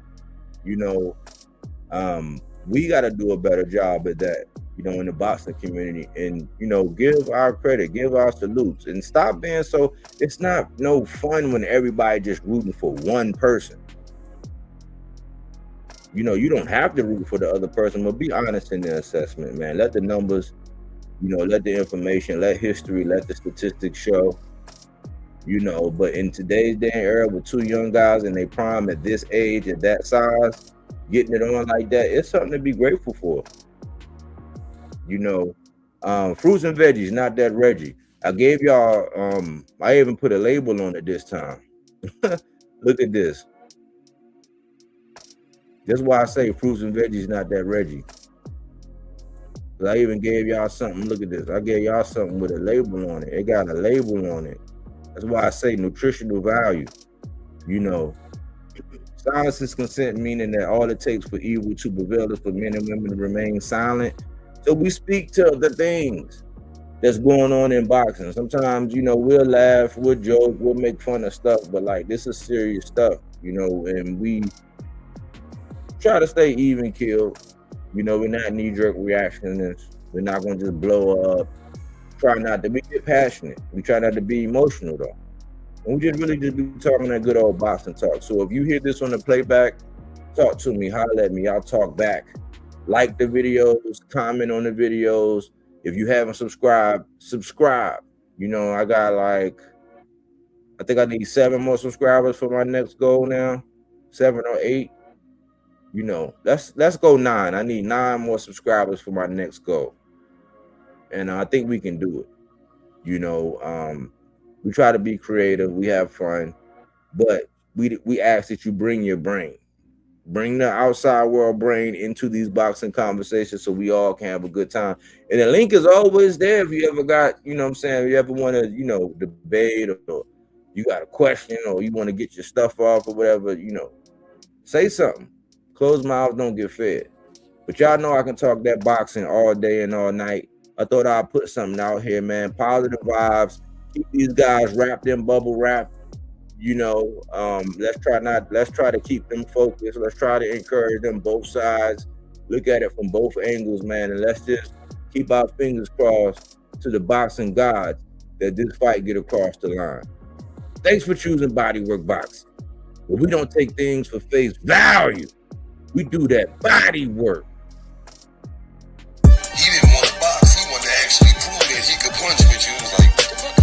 Oh, okay, you wanna go to sleep. You tired. Welcome to Bodywork.